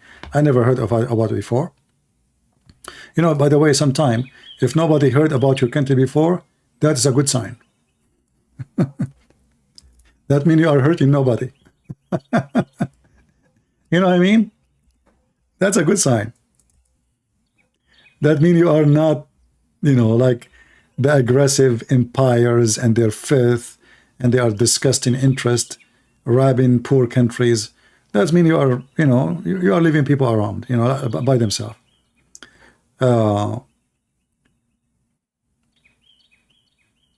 We are happy for this gentleman, and we hope that he will speak to the sheikhs. They are not his sheikh no more. Obviously, he's out of Islam. And we hope that they will take the challenge and accept, and they will call me. And then you will see what will happen to them. But now, who want to bet that none of those sheikhs will dare to accept the challenge?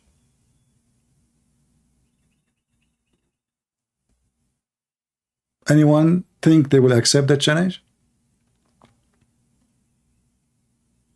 I never heard of this country before. As I say, this is a good sign. This is not a bad sign. You know, you hear only, you know, in the news today, you don't hear like about countries unless there is something bad. So good for them. You know what I mean? You don't hear about countries usually unless there is something bad. I mean, the news is not the news of something good today. So if your country name is not mentioned in the news, good for you. You know?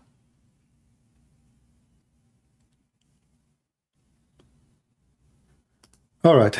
I apologize, I cannot continue because really I have little headache. And maybe because I did not eat since yesterday. You see, the Muslim, they fast Ramadan. I fast 24 hours a day. I did not eat since yesterday. Actually, more than a day. Because I ate yesterday was almost noontime. I don't have the time to eat. It's depend in how busy I am. So more than 24 hours I did not eat. And now we did this. So it's time for me to go and cook something. And we pray that the Lord will open their eyes, will show them the truth, and the truth will set them free. And at the end, I want to say thank you all for your support, and thank you for being here. And I hope more people will download my videos, add subtitle to your language. Feel free to use them in your channel. Even if you do have commercial in the top of your videos, as many they do, I don't mind. Good for you. But never claim that that channel is my channel. Just tell people that this is a video of Christian Prince. I am not Christian Prince channel. I want to say thank you. May the Lord bless you all. And until we see you again, Christ is Lord, Islam is false, and we prove it every day. Take care.